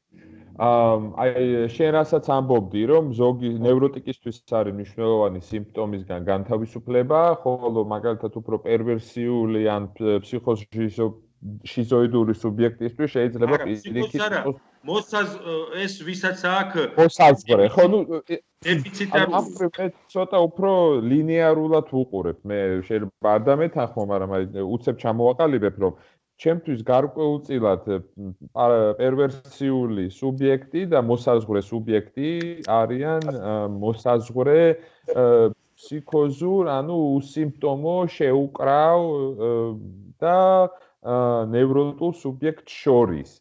ამიტომ ჩემთვის გარკვეულწილად პერვერსია პროცესში არის გარკვეული საფეხური ნევროტულ სუბიექტად გარდაქმნის პროცესში და მაგრამ უფრო მნიშვნელოვანი ალბათ თვითონ ეს გარდაქმნის პროცესი და ის რომ აი პერვერტი ეძებს სიმპტომს გარკვეულწილად ძალიან აქტიურად არის თავის სხეულის ტრანსფორმაციაში ჩართული და სხვისი სხეულების და შემდგომ ახერხებს ესე იგი გადავიდეს ნევროტულ სტადიაში, რომელშიც უკვე განდევნის მაგივრად ჩვენ გვაქვს თავდაცვით მექანიზმად რეპრესია და აი რეპრესია შესაძლოა განვიხილოთ როგორც აი ეს ზედაპირი, რომელიც მშვიდია, ხოლო პროცესები, რომლებიც ნევროტულ სუბიექტში მიმდინარეობს, უფრო სიღრმისეულია, ხო? ანუ მაგალითად თუ ჩვენ გვაქვს წნევა, როგორც რაღაცა რაც ხდება სხეულის ზედაპირზე, ჩვენ გვაქვს პანკრეასის კიბო, რომელიც ხდება სხეულის სიღრმეში და აი ეს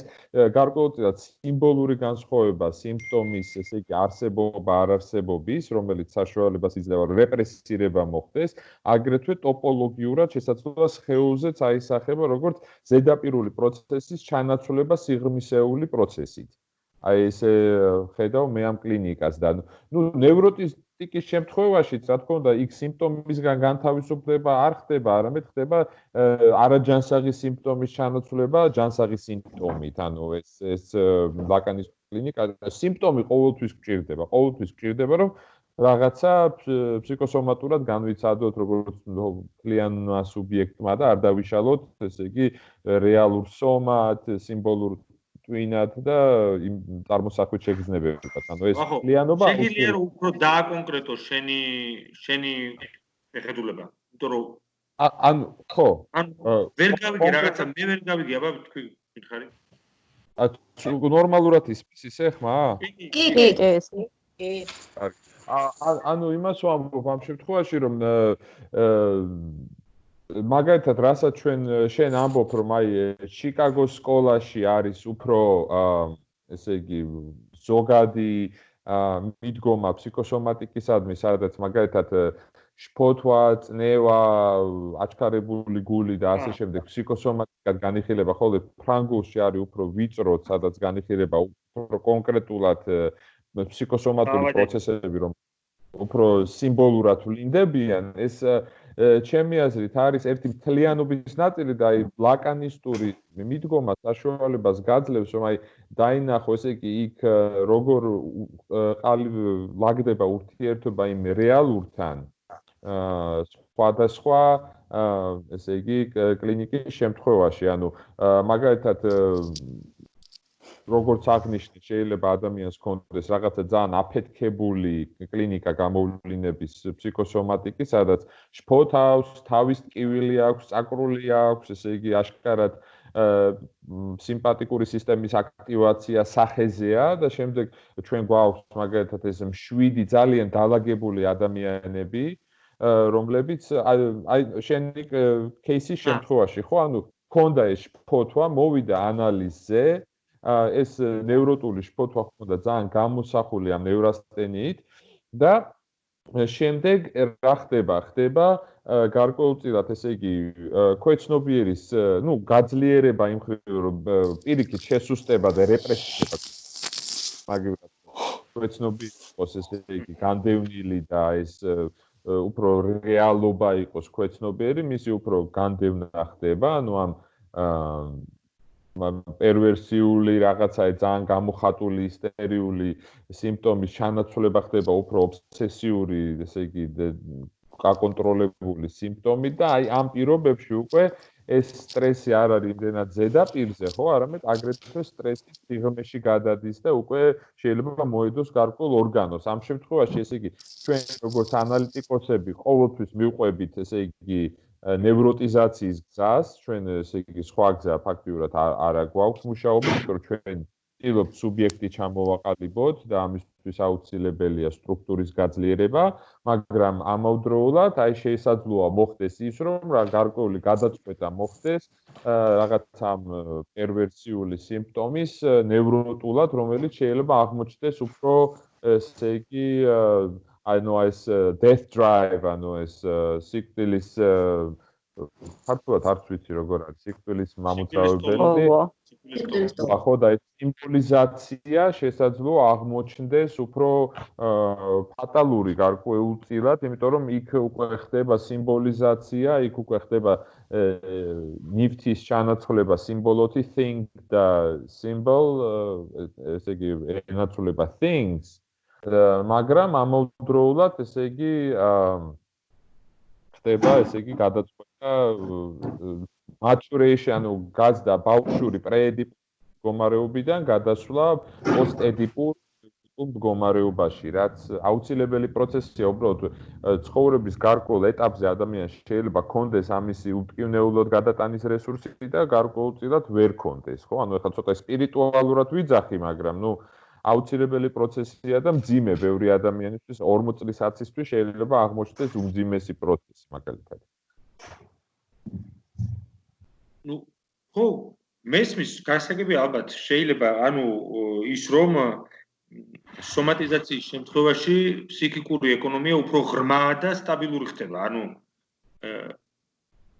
სომატური სიმპტომი ჩემი ფსიქიკური ცხოვრების სტაბილიზება, მაგრამ პერვერსიის ნევროზში გადასვლა, არ ვიცი როგორ, ანუ ფროიდი ამბობს, რომ პერვერსია არის ნევროზის ნეგატივი.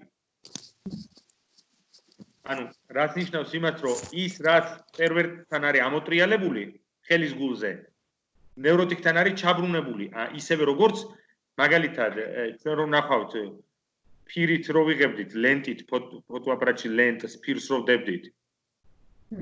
ნეგატივი ხო გახსოვთ და ეს მამიკუა ეს ის არის, მაგრამ სახეები რო წაშლილია. და რო გამჟღავნებ. მერე ჩანს სურათი. და ნევროზია ის პერვერსიის ნეგატივი ამბობდა. ფროიდი, ანუ ის რაც ნევროზში მხოლოდ ნეგატივში დაიკვირვება, ანუ განდევნილი. პერვერსთან არის გამჟღავნებული. და მაგრამ ლაკანი პერვერსიას გამოყობს როგორც ცალკე სტრუქტურულ ერთეულს და სხვათა შორის არამოსაზღვრე მდგომარეობას. მაგალითად, IPH საერთაშორისო ფსიქოანალიტიკურ ასოციაციაში არის ფსიქოზი, ნევროზი, პერვერსია, მოსაზღვრე მდგომარეობა. ლაკანი მოსაზღვრე მდგომარეობას ფსიქოზის სტრუქტურის ნაწილად მიიჩნევს, რომელმაც ვერ განიცადა სტრუქტურაცია, მაგრამ მაინც უფრო იხრება ფსიქოზისკენ. რასაც ანდრე გრინი და სხვები უწოდებენ თეთრ ფსიქოზს, ასიმპტოტურ ფსიქოზს და ასე შემდეგ. და პერვერსია გამოყო ცალკე სტრუქტურად, იმიტომ რომ ზუსტადაც განსხვავებით ნევროტიკისაგან, პერვერტის დამოკიდებულება კანონთან, სურვილთან და მამის კანონთან არის ფუნდამენტურად განსხვავებული. ამიტომ პერვერტი როგორ ხდება ნევროტიკი, მე ეს არ ვიცი. ლაკანთან არ არის. ანუ აი ჯოისის შემთხვევაში შესაძლოა იფიქრო, მე მგონი ესე ტრანსფორმაციაზე, პერ ვერსია, პერ მამა ვერსია, ესე იგი ჯოისმა შექმნა ეკრიჩი, წერით დამწერლობით, ჯოისმა შექმნა მამის ვერსია ფორკლუზიის პირობებში. მამის სახელის ფორკლუზიის, ამის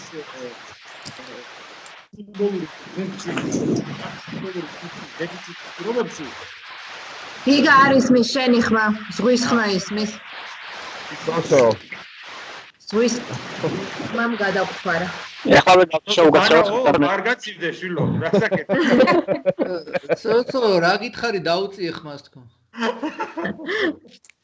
ცოცო გვახარდე. ხმა ეხლა მე უკაცრავად ვერტიშავს ორგანიზატორმა გაუთქვისეთ. ხავს ხوارით ცოცო. ფსიქოლოგია ჩაერთეს ჩვენს კოლეგას აქვს სუიციდალური მცდელობა. ცოცო, გამოდი ეხლა იცი რაზე იფიქრე. ნუ გვახსოვს თავს ოკეანურ განცდას. გავთიშე გააგზავნეთ. გავთიშე კარგი. დაიჭება ისე რომ ჩვენ ვერ გავიგებთ. არა, მაგი თავს არ დაერჩიოს გიგა, მაგის ხვალს დაარჩევს. რაღაც ცუდი ხდება იქ გავთიშოთ სესედოლი. დესტრუქციული ფანტაზმები წამოვიდა ხო? ბარემ ბოლომდე მივიყან აი ამ პარიზის ფსიქოსომატიკის სკოლაზე. გამოიცა წიგნი ქვია Investigation Psychosomatic. იგივენაირად იქნება ინგლისურად Investigation, ხო? ფსიქოსომატური გამოქვეყნება. ინგლისურად როგორ? Investigation. თუ არის ეს წიგნი ინგლისურად, გენიალური, მართლა გენიალური წიგნი, ორი რამოდენიმე ავტორია, იქა. და რაზეა საუბარი, რომ ამ ადამიანებს, რომლებსაც აღენიშნებათ ამ ფროიდის სტატიაში აღწერილი სიმპტომატიკა, მარტო ეს პრობლემა კი არა. ფროიდს გამორჩა აქ რამოდენიმე მნიშვნელოვანი კრიტერიუმი, რომელიც არის ფსიქოსომატური დაავადების განვითარების საწინდარი. ეს არის ოპერატიული აზროვნება. ოპერატორული აზროვნება. რაც ნიშნავს, რომ აქტუალური ნევროზის, შფოთვის ნევროზის, ნევრასთენიის შესაბამისად მომავალში ფსიქოსომატურად დაავადებული პაციენტების, ოღონდ ნამდვილ ფსიქოსომატიკას რო ეხება საქმე და არა თავწაკულ ქალს, რომელსაც 1000 ფანტაზია უტრიალებს თავში. ამ ადამიანებს ახასიათებთ ოპერატორული აზროვნება, მათი აზროვნება არის უკიდურესად პრაქტიკული, უკიდურესად დაცლილი ყოველგვარი აბსტრაქციისგან და მშრალი ლოგიკით, რაც სულ არც არ ნიშნავს რაციონალურად მოაზროვნე ადამიანს, იმიტომ რომ რაციონალურად შეიძლება ვაზროვნებ, მაგრამ ემოციურადაც ჩემი რაციონალური აზროვნება მოტივირებულია ირაციონალური რამეებით.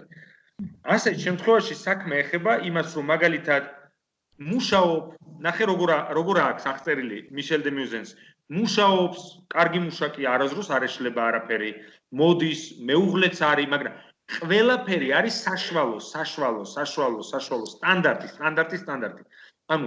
აზროვნება ზე სტანდარტული და უკიდურესად პროზაული, სიმპტომატურად პროზაული. მეორე ნიშანი არის სიზმრების დეფიციტი. გიგა, სანამ მეორეზე გადახვალ, ერთ პატარა ჩართვას გავაკეთებ ბოდიში.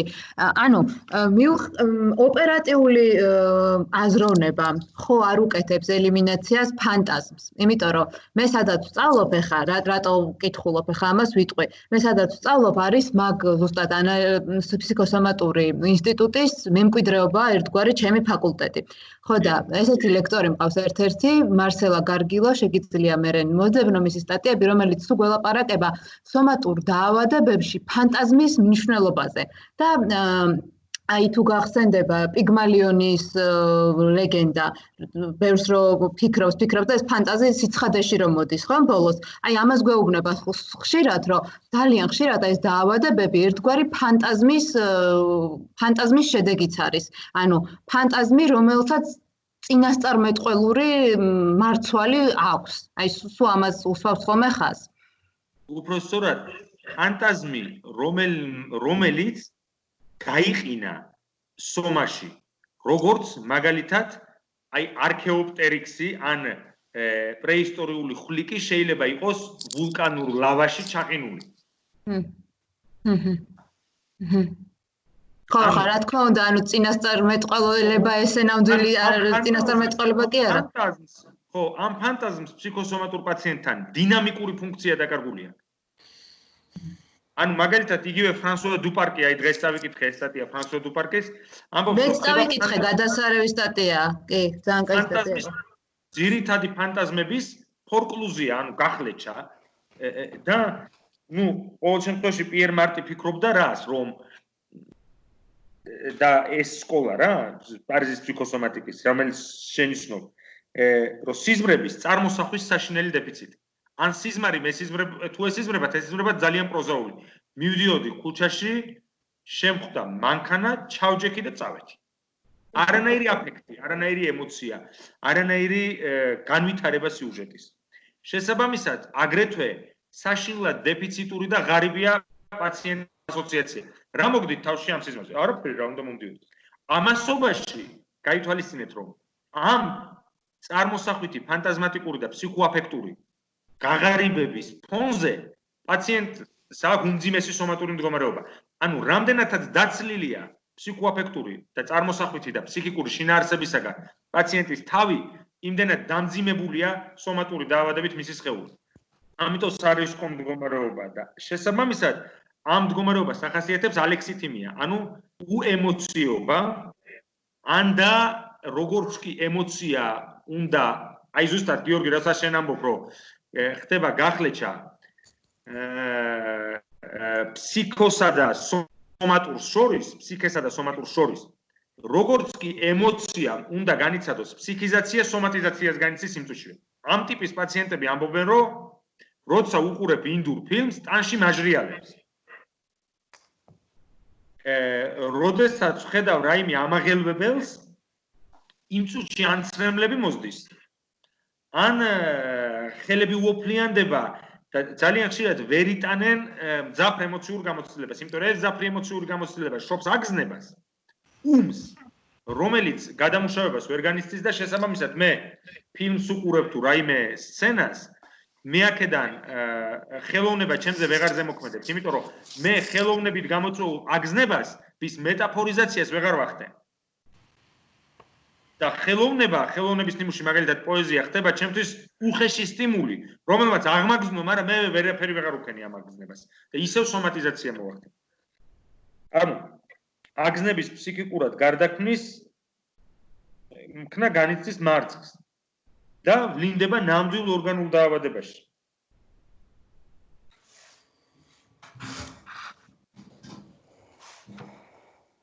და დემეტაფორიზაცია უკიდურესი ისა